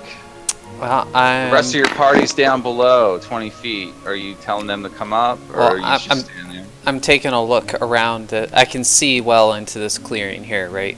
Yes, you can only see up to there. You can't see anything beyond that. Okay. Well, this all looks clear. I kind of stationed myself at the ready with my great sword out, and I call out to them that the area is clear above and that they should come up. I don't know. Yeah, we'll come climbing. Yeah, everybody needs to make one athletics check. All right. Mike, just out of curiosity, do you see Faerith and his spider somewhere on there? Because they were marked as persistent. I don't know if they made it over. I don't know. They may be stuck in the I blocks. found Holium.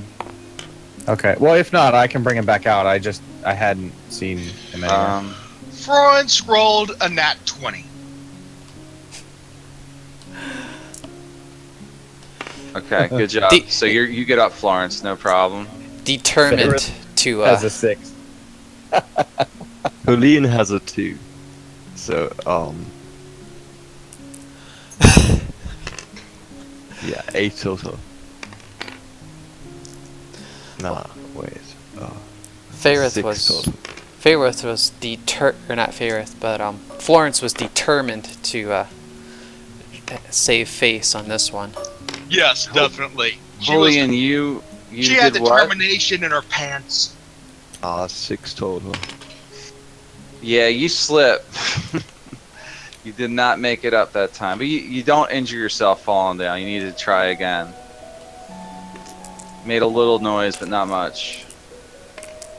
Another 2. What the fuck? That time you almost broke your ankle on the way down.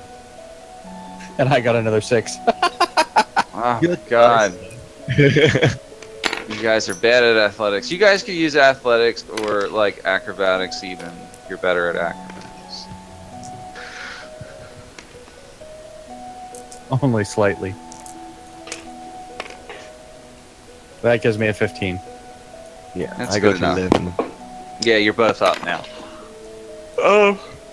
Favorith and Julian are feeling kind of tired though.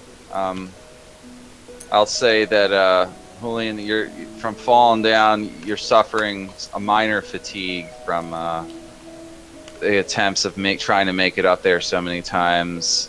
So you have temporary. Disadvantage on ability checks, right? Yeah. Until Does, you do a short rest. Until you perform a short rest. Does a 14 make it? Yes. Okay. Barely, probably, but at least made it.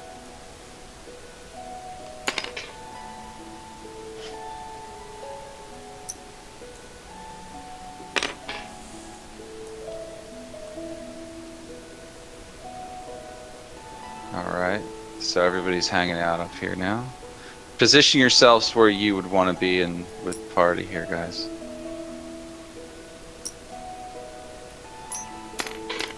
This is actually a good soundtrack for this part.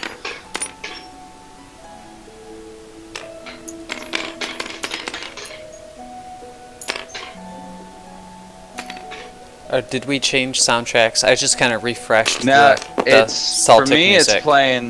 It's playing 2 hours of dark music. Okay, I'm gonna hop forward Yeah. to that.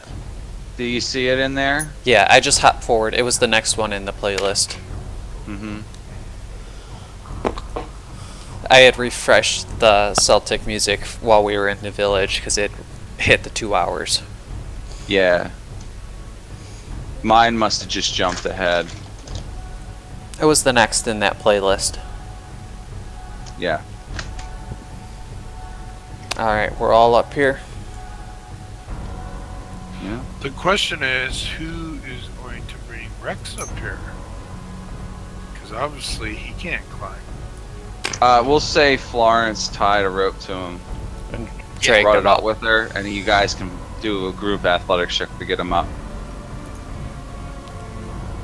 Or someone could help me with athletics and I could have helped pull them up. Same difference. Okay. Well, then I'll just roll one of them. No, it's a group athletics check. You guys are good. You'll be able to Okay. get him up. There's no need to roll on that one. Okay.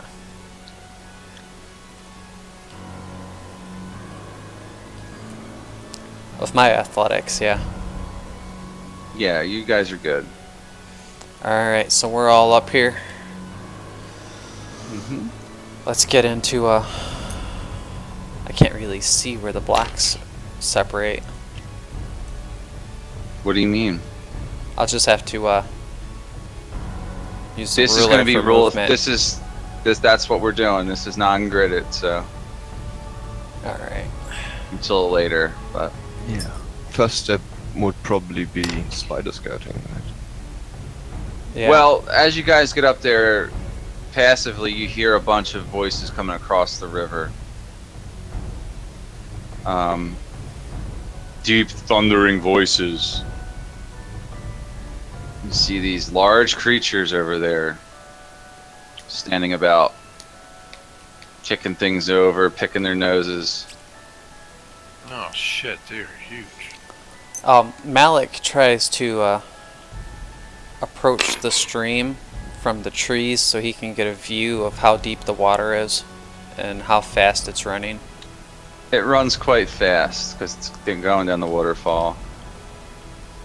Oh, is it too deep for them to cross, for the huge Mhm. creatures on the other side to cross without the bridge? No, they can step right in. They'd be fine. These things are Okay. large creatures.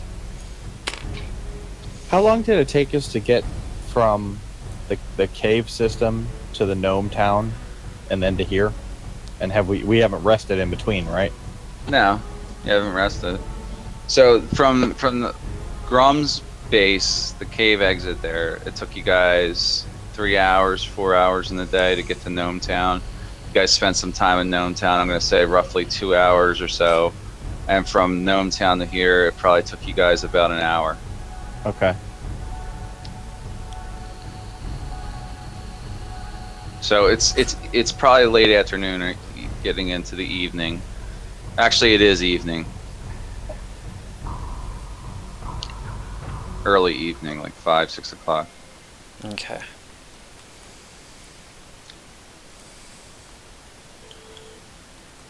So, are we going to approach them then?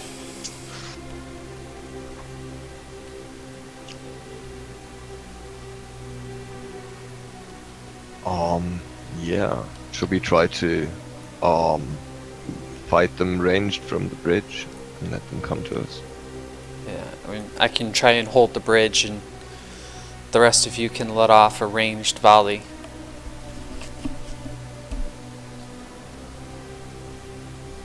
Let's That sounds like a plan. So Malik tries to approach to about here and hide behind these rocks. So he's not really trying to stay low visibility. Okay. What's everybody else doing? Following, longbow in hand. And I've got one of my javelins out right now.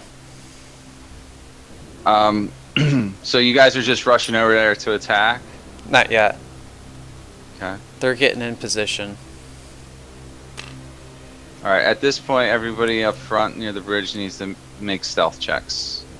Helene with disadvantage, and Yep. Malik, and Faerith.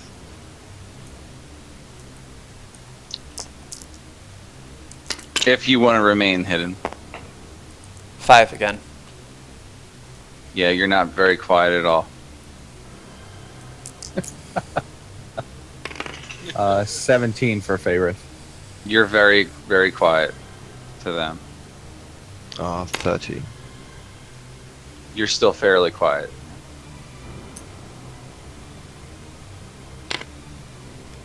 But you don't see them reacting at this point to your presence. They didn't detect you, apparently. Are they in longbow range? Probably. Oh, sure, yeah, they're probably in longbow range. 150 feet, 120 feet. 27. I'll call it 28. That's 140 feet to Hilda and Stan.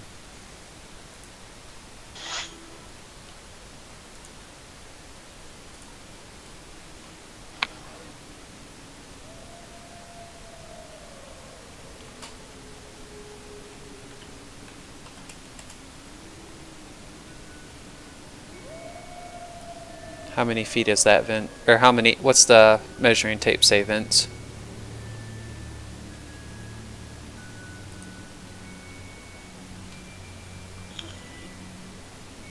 Yeah, 31.8 So 32. or 7. That's 160 feet. It's that far by that? I'm It's- counting 45 I'm to doing 50. 5 blocks. I was doing 1 foot is 5 feet I because would that's what have the it- blocks were. So you see these blue water blocks? That's your 5 foot. That's the 5 foot. All right, so that is They're only like 40 feet away. 2.5 Yeah. then. They're only like 50, 40 feet away. Yeah, so, So easy that's- longbow. So 2.5 is 5 feet.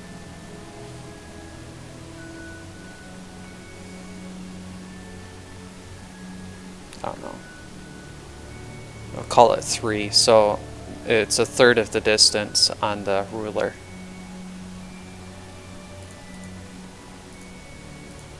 Oh wow, they're only like 7 feet away from Faerith. Oh, there got to be more than 7. No, It's- each one of these square blocks, I've got them at about at least the square blocks for me measure at about 3 on this little ruler, Yeah. and when I go from me to the 35, little like. skulls, it's 23. So they're almost 75 feet away to the center of them from me. Okay, you're going from the center. I was just going from Hilda and Stan to you, and that's 23 on the ruler. 23. It's like. Oh, wait, I think I did my math backwards. I'm sorry. Should have been So divided by that's yeah, that's like Yeah. 7.5 feet. 3. Yeah. 7.5 squares, which There- is 5 35 feet. feet. 35 feet. I'm Yeah. sorry. So I gotta multiply that by 5. Okay. So it's about 40 feet. Okay. It's easier with a grid. It is, yeah. It helps you do quicker measurements. That's for sure. All right. So are we going to let them know, alert them to our presence, and then attack, or are we just gonna go ambush? Now we'll give them a volley and see what they do, right? Well, they might get pissed and charge at us. Seems like a couple giants Exactly what we strolling want them around to in- do. just strolling around out there. All right. Yeah, you see them kind of strolling around in circles, like just hanging out, talking to each other. You see Hilda kick Stan in the back. Can we hear what That's they're it. saying? Make a perception check.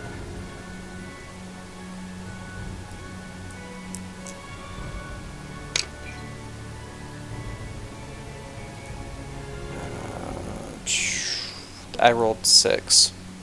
Yeah, and does anyone speak giant is the other part. I think they're no. That's an actual language, Yeah. Giantish, so. yes. is it?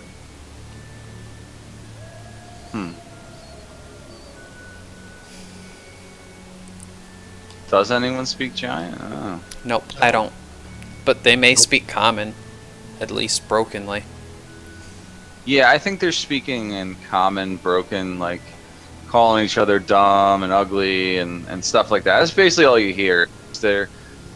She's like, "You say I ugly, but you uglier than me, Stan," and shit like that. And he smacks her in the face. She smacks him back. Like, None of us have suggestion, right? Because this is one of those situations where you can make your enemies fight among themselves. Ferris, you don't have any of those illusion no. spells? I don't have anything like that. Sorry. Maybe we could do this a little more mechanically, that rather than magically. Somebody wants to hit one of these guys and make it look like it came from another one. Like, for instance, hit one of the ogres in the back with maybe with an arrow or something. And well, no, with an arrow it'd be too. With a It'd have to stone? be with a dart. Yeah, it'd have to be like a stone or a dart or something. If I tried to throw a stone and hit one in the back of the head when one's back is turned to another one, could that? Would that be athletics or? Be a to hit roll, wouldn't it? be Or a to hit roll. To hit Yeah, roll? Alright. I would think so. Do we want to go that route then? No, Malik's got a stone in his hand already. I'd say we give them a salvo if we don't have the magical means to make sure they fight. We use the advantage of surprise Alright. instead of losing it. I think Julian should start the salvo then. All right, on my mark, and I draw and loose, and I hope as soon as I shoot, everyone shoots. Yeah, I'm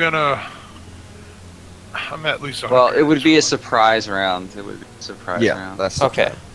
I'm So- sure I'm 120 feet.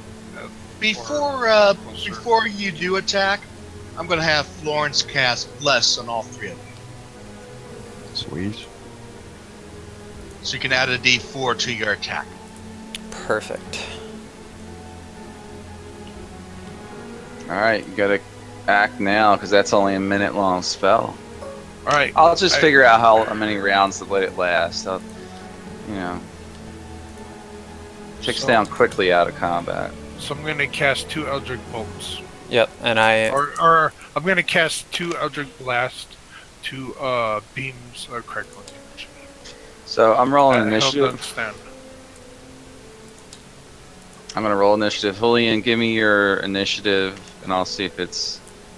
It still does that +9 shit for you.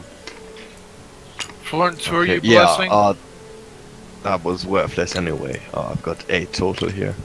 Yeah, this is better. You have an 18 by this one. Sweet. All right. So Faerith is first. The one's up front. Wow, that's a first. Okay. I cast Fireball. Oh wow. Okay. I sent her right on the skulls, right between all of them. Okay. Hold on. I'm throwing some battle music in there now. For you, but play on. All right, here we go. Entering combat against your first ogres. Okay. So it's a bunch of saving throws for me. Can you post the initiative? Yeah, I'll give 1 second. Yeah, let me do that first.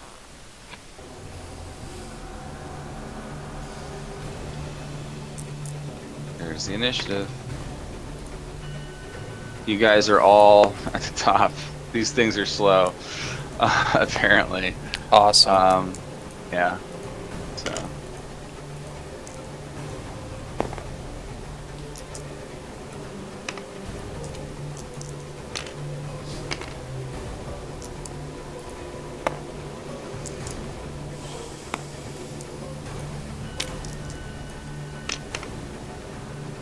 All right. So the first one, I'll just go by order. And it's a dex save, right? Yeah, Dexterity and the save DC is 15. Yeah, the first one made a 15, so roll damage on Ogre 1. We'll call him. 12. Alright. So he takes 12 damage. Alright, let me roll again.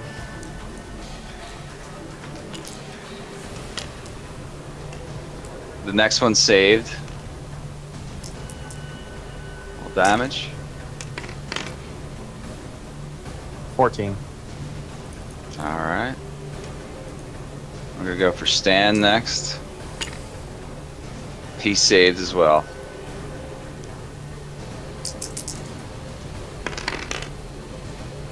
Four points. Oh my god. 4 ones. Oh my god. Wow, dude.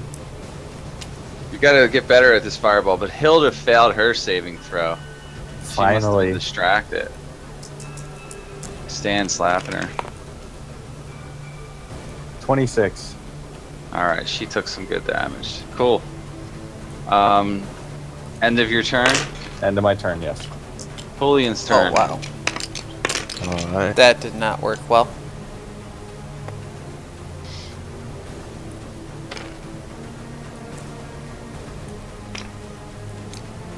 So, first shot is a 21 to hit. Hit some. Yeah, I should say who I'm shooting for, right? Yeah, which one are you going for? I'd say Hilda. Okay. I'll make 2 of these. I'll make 1 Hilda.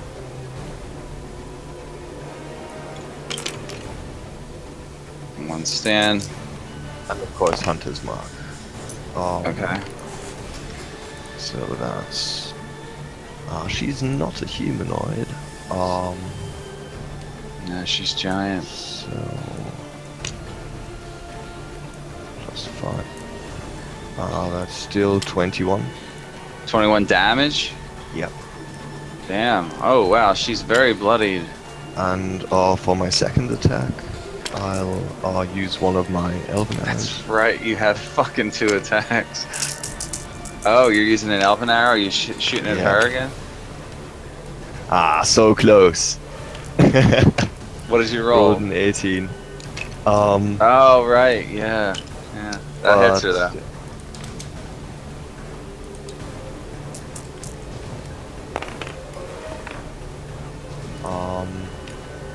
That's gonna be another 16 points. You just slayed Hilda. How do you see her die? Yeah, so she turns around and like brings her head up, hand up to like look, and the first arrow like hits her somewhere in the hand, and she looks at it, and then the other arrow comes flying and just pierces her eyeball. Oh, man. And she collapses like a Boom! big heap of lard. Alright, so she's down.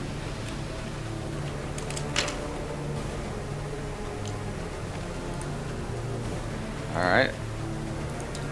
Is that the end of your turn? Yeah. Does Stan use a free action to scream, Hilda, no? Yeah, sure, he says that. He's like, get up, you useless woman. That's what he's yelling This at is her. no time for sleeping. Mm-hmm. Nice. You Yeah, got that's what- poked! Alright. Arcanius. Yeah, I'm at least 90 feet away, or I am 90 feet away, right? Probably. Because that's kind of what I measured up. I'm a little under 90 feet. Move so, up then. So so I'm going to cast my hex, which now my hex lasts for 8 hours. You know, Instead you of have to move beyond that tree though, because you're sort of like obscured by it a little bit. I would say like get better line of sight, you know. How's that? That's fine. Alright, so I'm gonna hex, and now my hex lasts for 8 hours long. Mm-hmm. And does a 7 and a 9 hit? Oh no, Who are you not, hexing? no, Stan, I'm sorry, I forgot to add, okay, let's see, 7 plus 8, I think is, 7 plus 8, I think is 16, is that right, or 15, or? 7 plus 8 is 15. Okay, first would be 15, and then the other would be 9 plus 8 would be 17, so 15 and, They both hit. okay, they both hit, okay. Yeah.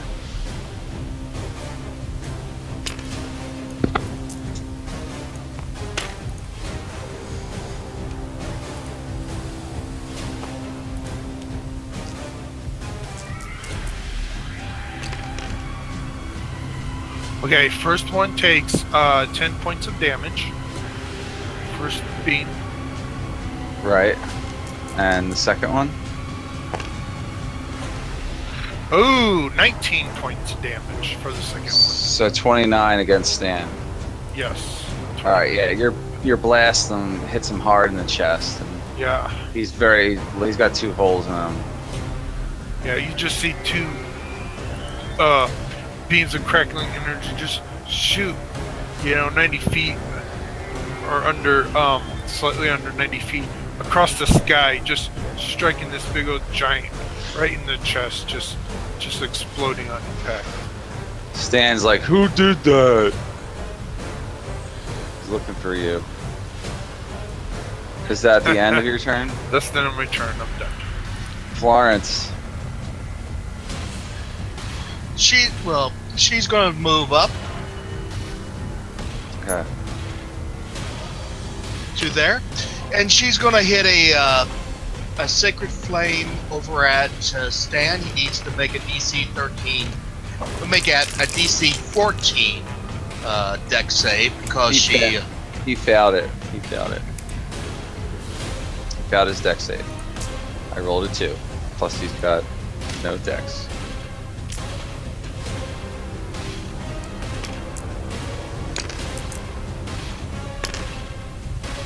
partly 1 point of radiant. Did you roll 1d8 or 2d8? Because you're at 2d8 now for your. Okay. You gotta know these things. Yeah, I was about to say that. It's 8 2d8. points of radiant damage. Alright, that's better. I threw another D8 in there for you. Alright, he's bloodied. Your radiant energy burns through his flesh, causing him And that severe will be my pain. turn. Alright. Rex's turn.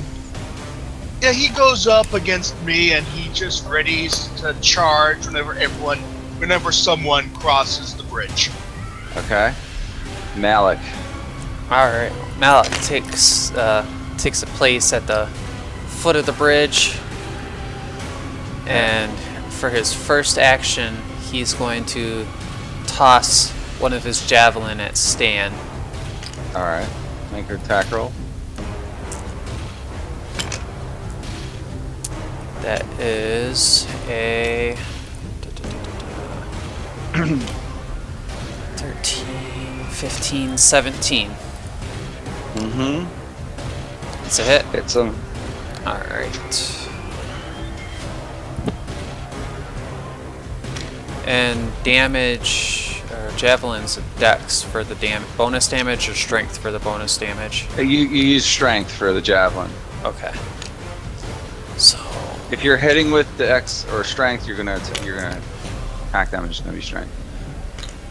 that is 10 damage. Wow. Good. And you then- have a second attack.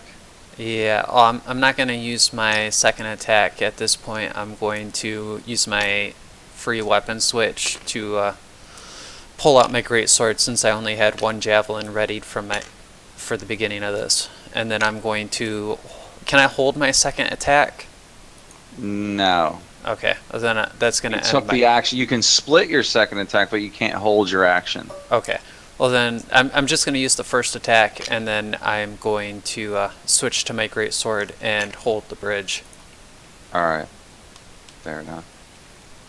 Okay, so it's now the first round over. It's you guys' turn again, Faerith. Round 2. The first full round. Well, let's see, Stan. I'm gonna hit Stan with a Ray of Frost. Alright. Putting more music in there again, by the way. Okay.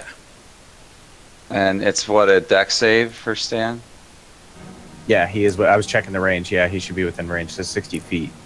Mm-hmm. Or actually, was that 60 or is he more than 60 feet? From right here, he's about 40 feet where I'm at. You're Okay, good. so yeah, you're he should be you're good. Okay. So your Ray of Frost hits him. He did not save. Oh, it's ranged attack. I gotta make a roll and then it'll do 1d8. Oh, that's right. Yeah. Okay. Make your ranged attack. All right. Let's see here. 17. Yeah, that hits. Okay, that is unbelievable. Fuck. What is your roll? Damage, and he's slowed by 10 feet. You're rolling 2 dice now. You can't do 1 I damage. thought. Let's see, 1d8. It's 2d8 at Oh, level because 5. I went up a level. Okay, I'm you guys sorry. are tier 2 characters. Okay. Yeah. You're casting Frostbite? No, Ray of Frost. All right. 2 You roll damage! 2 1s. Yes, 2 points of Alright. damage But he's slowed, right? by 10 feet. Yeah. Yeah. Not that. Yeah, he's that'll already end my slow. turn. Yeah, that'll end my turn. Alright. Julian?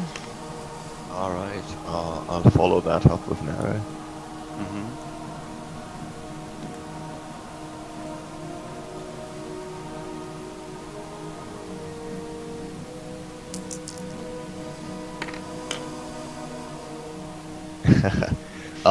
Okay, that's a 22 to hit. Yeah, you hit him.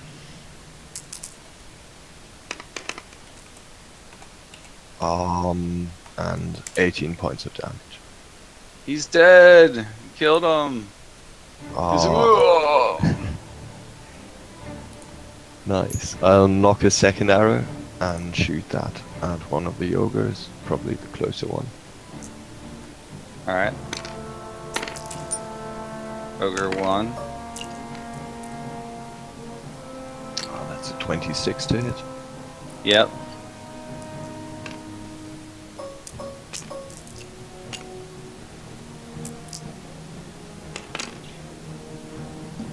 And oh, nice. That'll be 19 points of damage. All right. Yeah, you bloodied him. Sweet. And of course, like, with... Oh no, actually I cannot, sorry. I switched my Hunter's Mark, to Stan. But the Ogre only gets 13 points of damage because I don't have a second bonus action to switch my Hunter's Mark again. Right. How much damage did you do before? How much damage did I do to Stan? No, to Ogre 1. To Ogre 1. That was 6 points more, so 19. Alright. But Back. that goes down. Yeah, I changed it. I modified it by 6. Okay. End of your turn, are you moving up? Yeah, moving up doesn't really do much good because I can't get into close combat range, right? With Malik's turn. So yeah, no, I'm you just can gonna move stand you there. past Malik. Yeah, I'm not going to. Alright. Alex, the cannon fodder. End of turn. Yeah. Arcanius. Your turn. Yes, so I it's my bonus action, and I move my hex to Ogre 1, and I curse his Dexterity. his dexterity. Mhm. Yes, and I shoot 2 bolts or Eldritch Blast. Alright. Shoot him.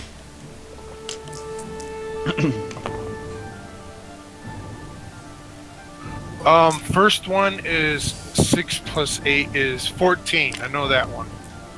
Does that hit? Yeah, hits him. Okay, and then second one is 15 plus 8. That hits him. 23. Okay, Kate. Roll damage. Okay.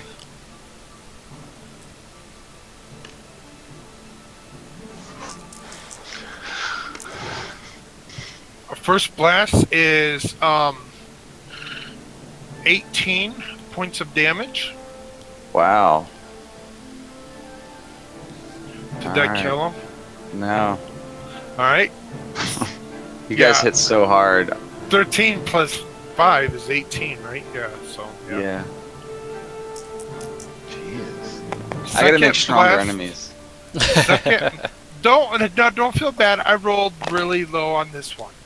Now this second hit is only 11 points of damage. Alright, well, he's almost dead. He's very bloodied up from all that. Okay, Yeah. Alright, and so that's the end of my turn. Florence. Alright. Looks like everyone's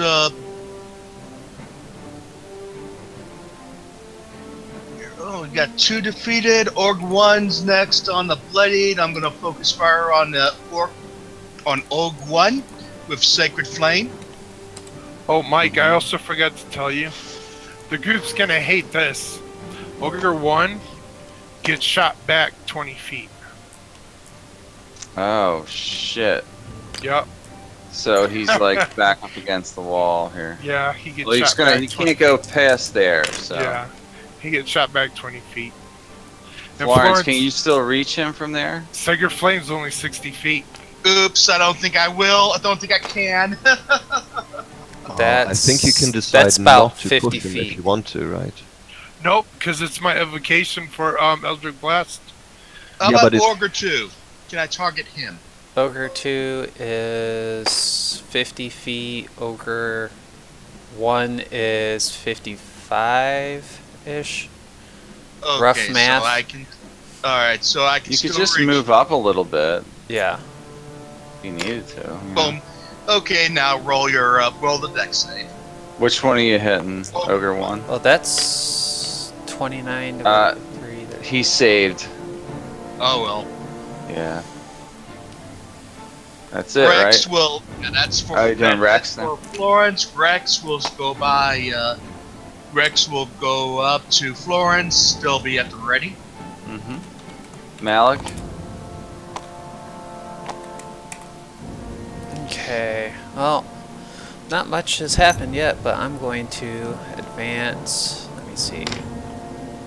But that puts me at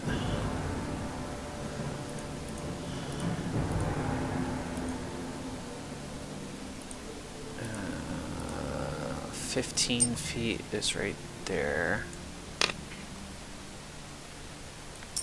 Yeah, I'm gonna hold my position right here, holding my action.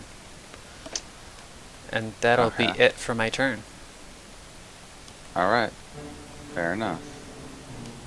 You're not gonna throw a javelin or nothing? Okay.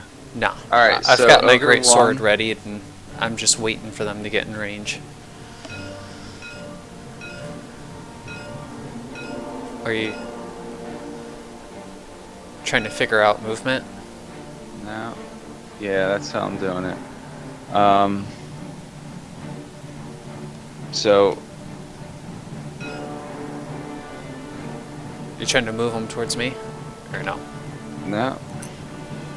Moving him right here. Runs up, and he tosses his javelin at you. Oh, I don't have my stats on this one.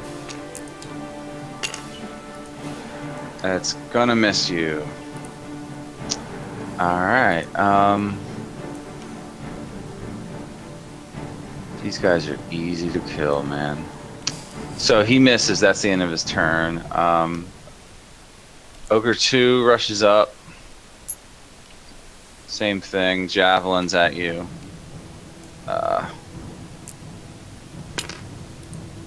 Missed. And it's once again Feyre's turn.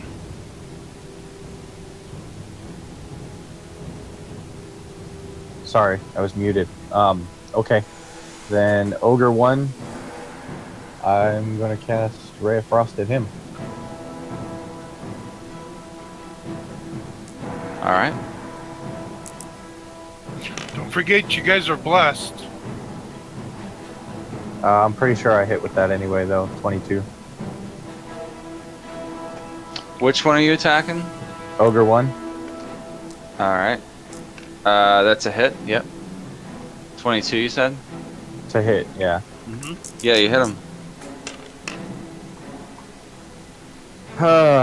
3 points of damage. Hmm. You rolled 2 dice that time? I did. Alright. Fair enough. You go to 1 and a 2. Alright. So how it goes. Is that the end of your turn? That'll be it, yeah. Alright, Julian. Alright. Shooting at Ogre 1 with the first attack. I'm using my bonus action before that to Mhm. do my hunt. On Ogre 1? Yeah. Okay. Okay. 25 probably hits. Mm-hmm. Damn you, Dave, stealing my kill.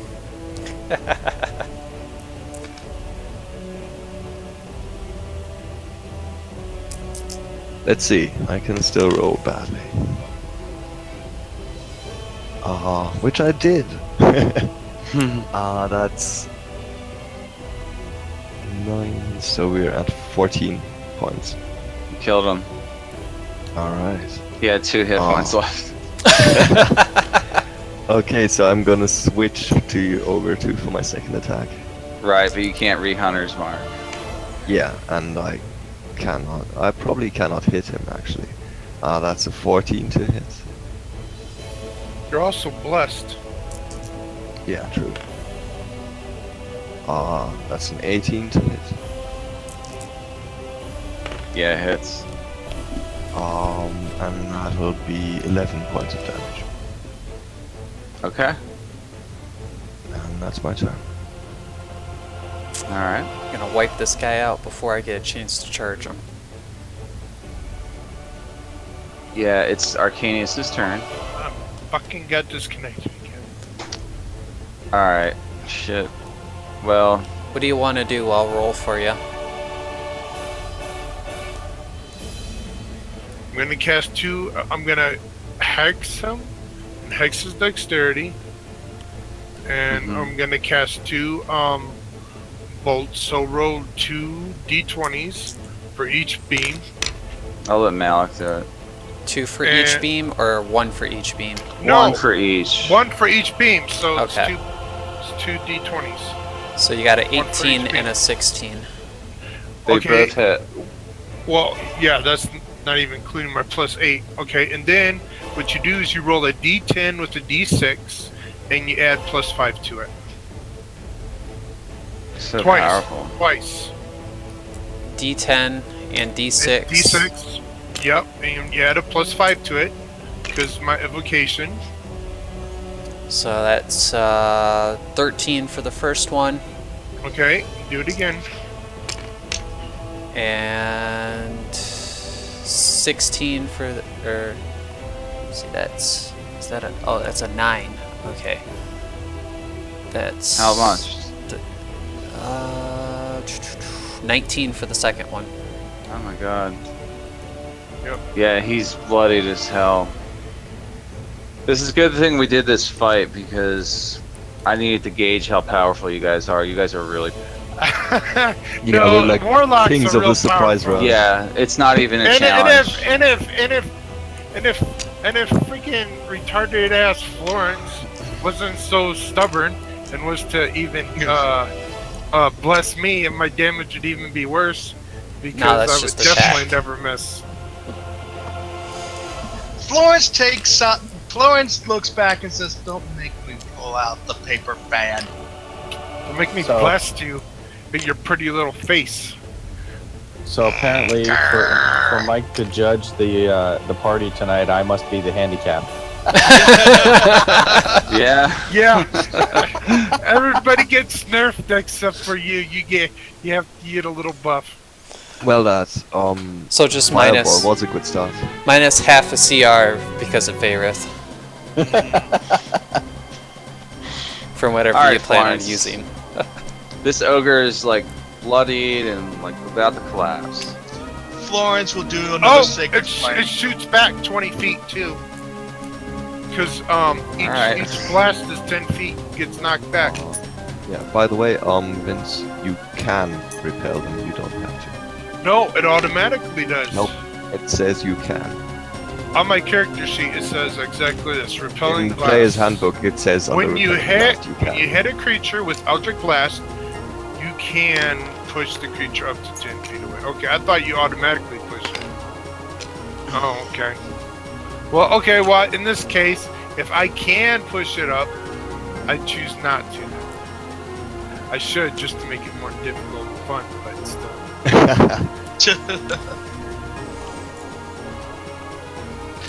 She'll do another. She'll do another sacred flame at the orc, just tossing little fireballs all over creation. And he has a disadvantage on his save because he's hexed with his dex. Yeah. I don't think it really matters. Seems like their dex is really low. Well, it does matter sometimes because I've been saving. And he still saved because I rolled a 16 and a 20. Oh, wow. Oh, that's fucking awesome! Yeah. See. So did you actually push it There's back, Flo- or There's Rex's move, Yeah, and I pushed him back. I'm done with both. well? That's why Mike's not rolling for me because he would totally annihilate shit. Because he got No. some like cheater dice over there. I do not. They're just the basic dice, dude. Your dice are fucking awesome, like always. Alright. It's Rex's turn. Yeah, I made a move. Alright. And then he's staying there. Right. Okay, Alright. so Vince chose to push Malik. it back. Yep. Alright, so this will put me right there's my max movement. Alright. And I'm gonna use both of my attacks with my greatsword. I doubt I'll need them, but... Alright, first attack is... Oh, hell. That's gonna be a 27. That's a hit. Mm-hmm. And You guys have huge bonuses to hit. I hit for 6, 11, 15 damage. Okay. You killed him. I got a kill Is that your first kill? today. Nice. All right. They're all dead. Killed them all. Woohoo! And we are definitely past our time. So. Yeah. Yep, good game. Very good. At the end, Yeah. at least. Yeah. First Oh, three you and a didn't half like the hours. first- 3.5 hours of boring as fuck. Hey, there's role-playing nights. I Yeah. know. We've been dungeon We've been doing crawling nothing for but- 4 yeah. weeks. We needed a break, Yeah. honestly. Yeah, we needed a break. Fucking bullshit, guys. You know me better than that. Well, you didn't participate much, so it makes me wonder. Honestly, I was sick. Honestly, I've been feeling Oh. sick. Okay. I've been feeling sick yesterday and today. Yeah, I got some. I don't know. I got a major bug, stomach bug. Oh my god.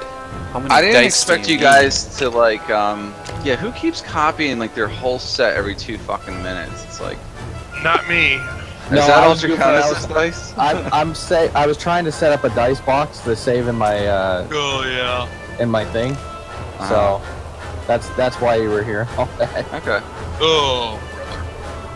I'm surprised you guys spent so much time with the gnomes. You guys were like, oh Yeah, my god, we really. can buy shit. Like, I needed Yeah, to that was cool, resupply, though. and I wanted to Yeah. see if I could enchant stuff because you mentioned enchanter. right. Yeah, there were some things that I wanted to do, but then the gnomes didn't come off as trustworthy enough. Like the little shits might steal Florence's wagon.